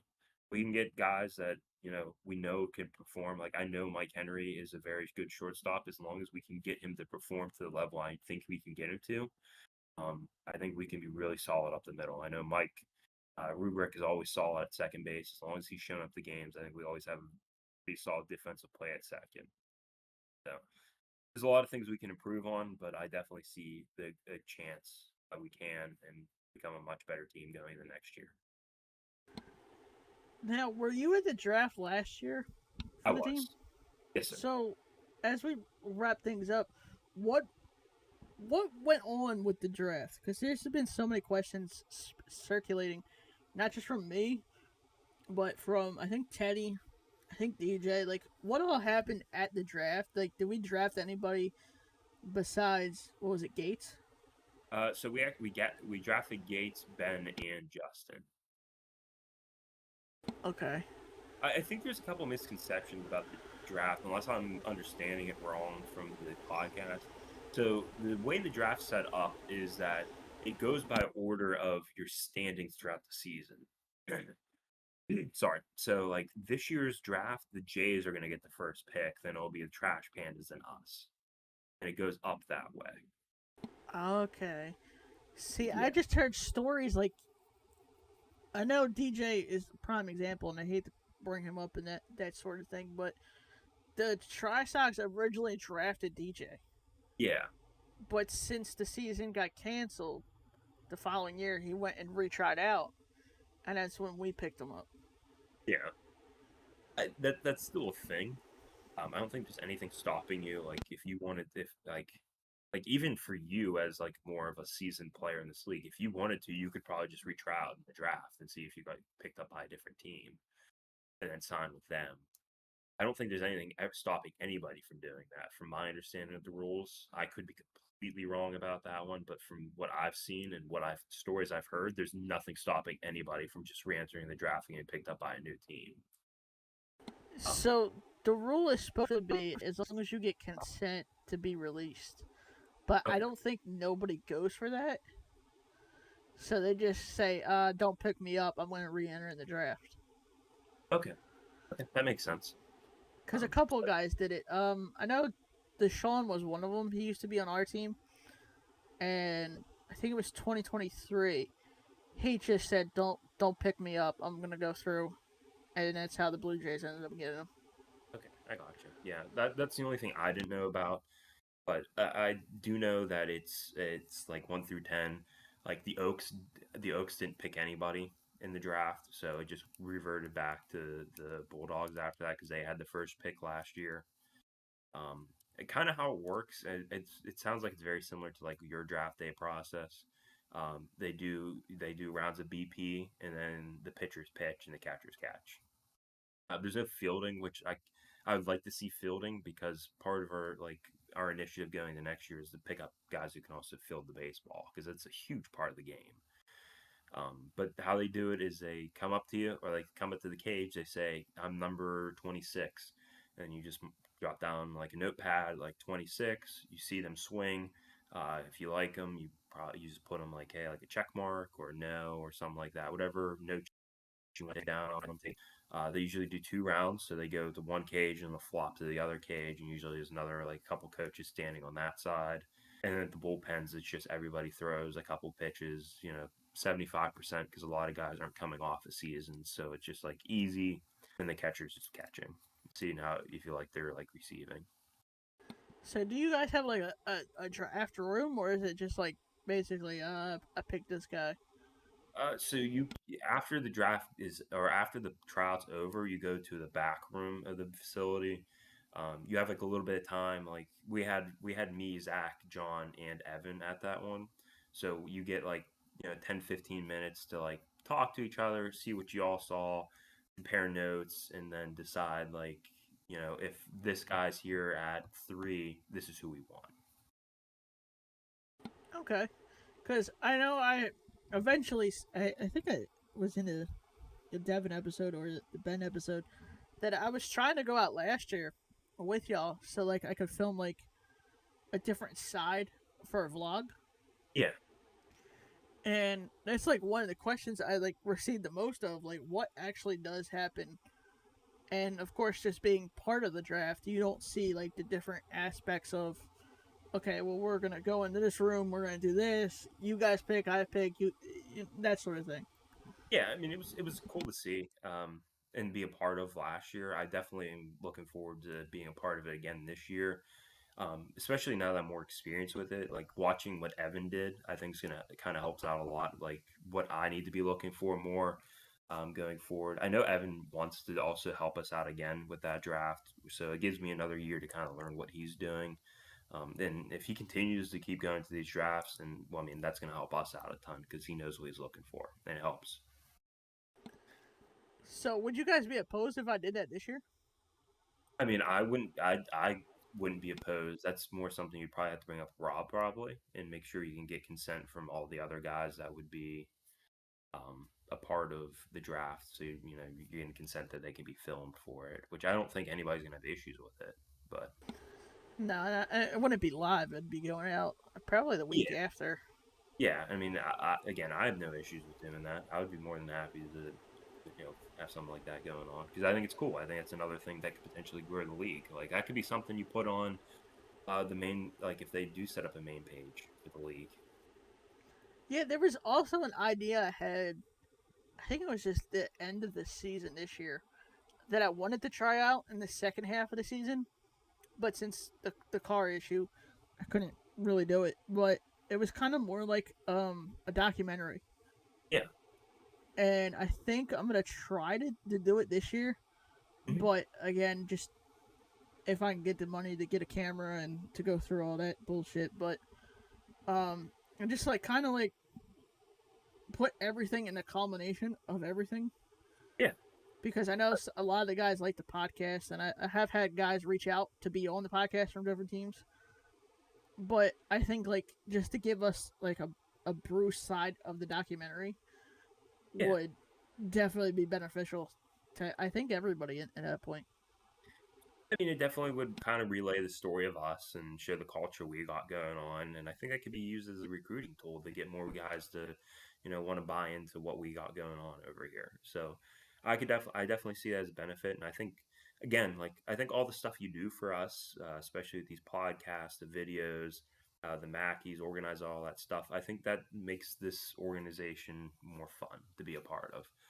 I don't know if any other teams really do that in this league, so like I don't know. I think it's fun. I think it definitely brings a whole other aspect and a bit more camaraderie and just shows a pre. And I hope that the guys do show more like Devin said. I think everybody on this team appreciates what you do in terms of like just the media stuff because I think it's fun. Yeah, it's something that I've always wanted to do growing up. Like obviously I wanted to be a ball player, but Yeah, I think we all have had that dream at some point. I still have the dream for Yeah.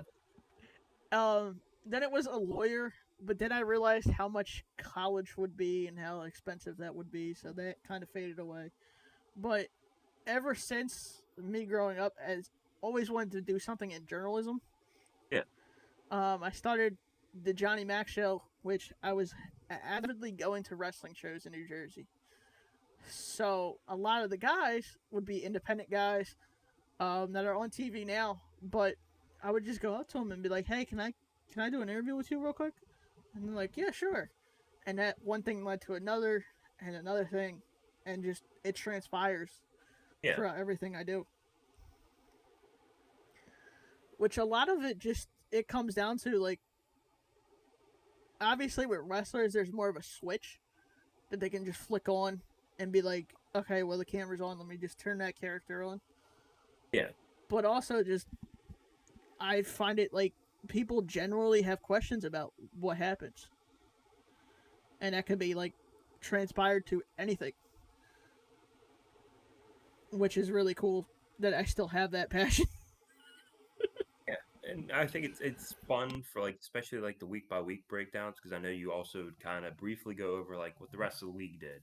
Like I definitely this year got more involved since I was getting more involved in like helping run the team a little bit more, like looking at what the other teams in the league were doing, but also kind of getting perspective of what other folks thought about the game last week and seeing like what they think we can improve upon going into the next week or the rest of the season. So I thought. the original idea for that was to get the people that I did have contacts with. So I have a contact with every single team, Mhm.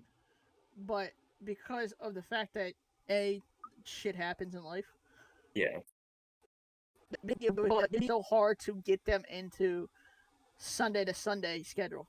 yeah, So it was supposed to be like kind of like how Fox does for NFL Sunday, yeah. and it was supposed to be that originally for the Around the League segment. But since I kind of ran out of people to ask, I just started just doing it myself.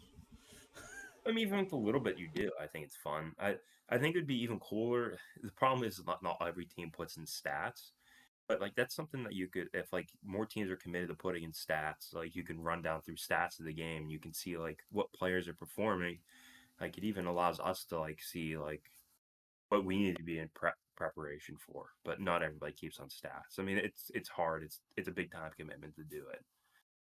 But Yeah, that's what I've been told. That it's like it's very challenging to do. well, I saw Sean and John input stats onto the website, and it the way it's run is it's a little complicated. It's not as easy as just like typing in numbers and boom, your stats are updated. It's like from what I've seen, it's very easy for you to accidentally input something you didn't mean to input, and then it messes everything up. Oh Jesus!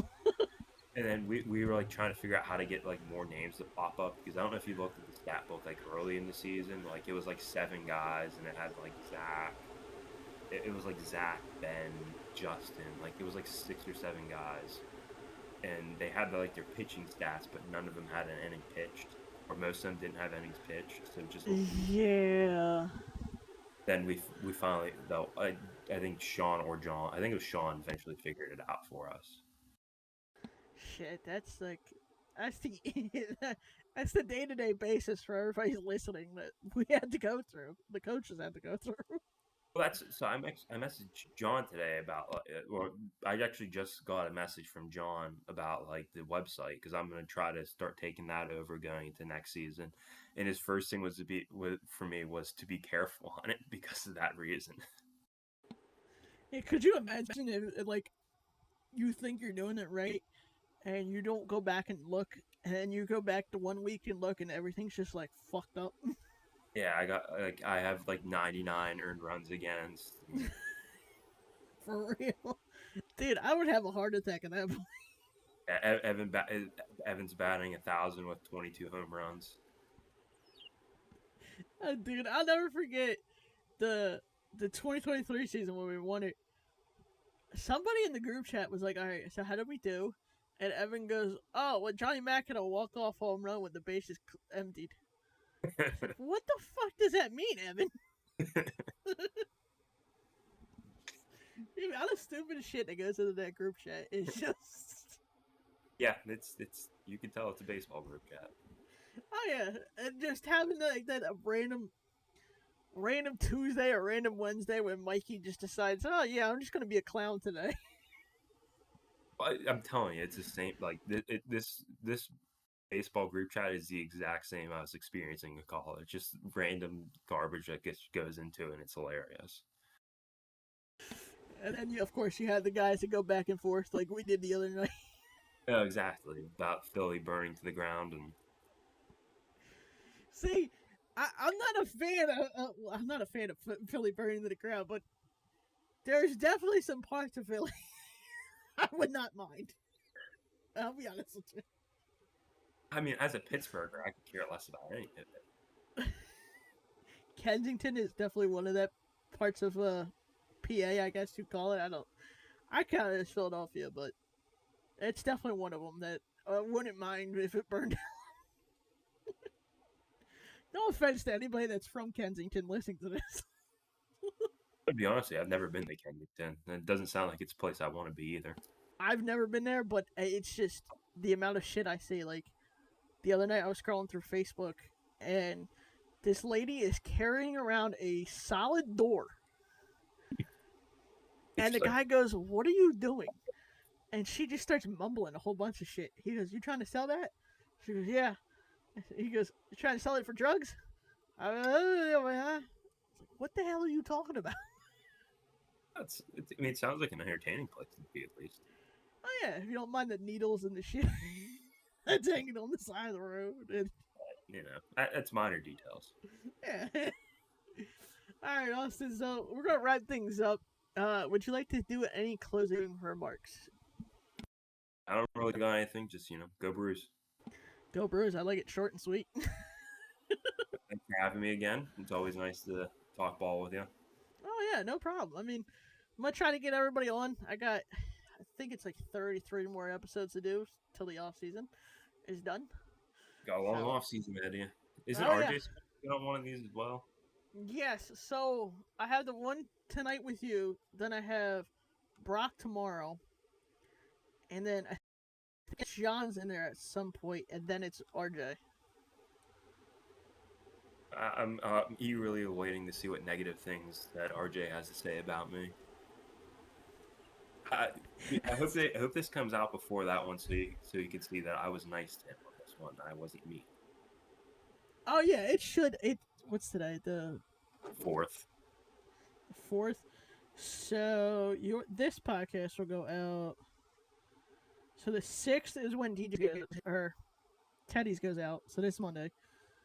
The 13th is when DJ's goes out. So yours goes out the 20th. Maybe I don't. Yeah, I don't think it's going to stop RJ from being saying all the negative things he wants to say about me. But just let this be just the world to know that I was nice to him on this one. So there's no reason for his shots to be fired this way. Well, at least you were nice. Teddy, on the other hand, to Devin. Yeah, I can only imagine what Teddy said to Devin. As soon as he hopped into the call, this part is not recorded, but by now it should be out. So if y'all missed it, go back and watch it. But the first second he joined the call, so I'm not ready at anything.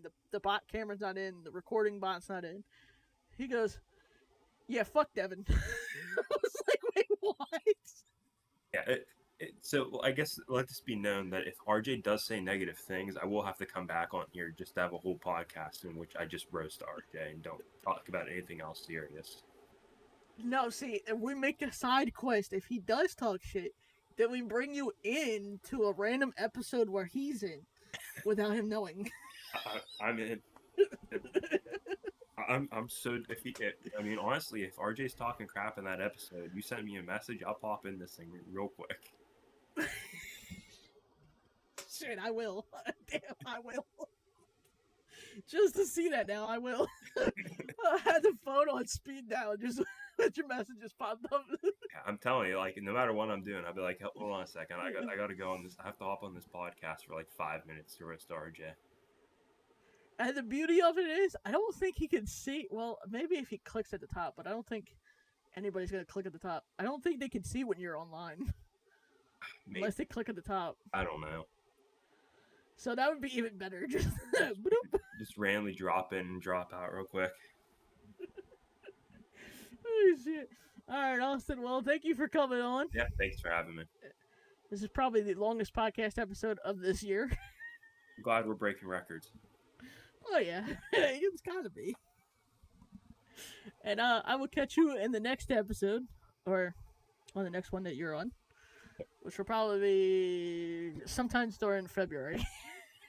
I might run out of guests by then. Oh, sounds good. Just keep me posted. I'll try my best to make sure I got some availability for you. I got you. All right. Thanks again. Appreciate you, Austin. Bye.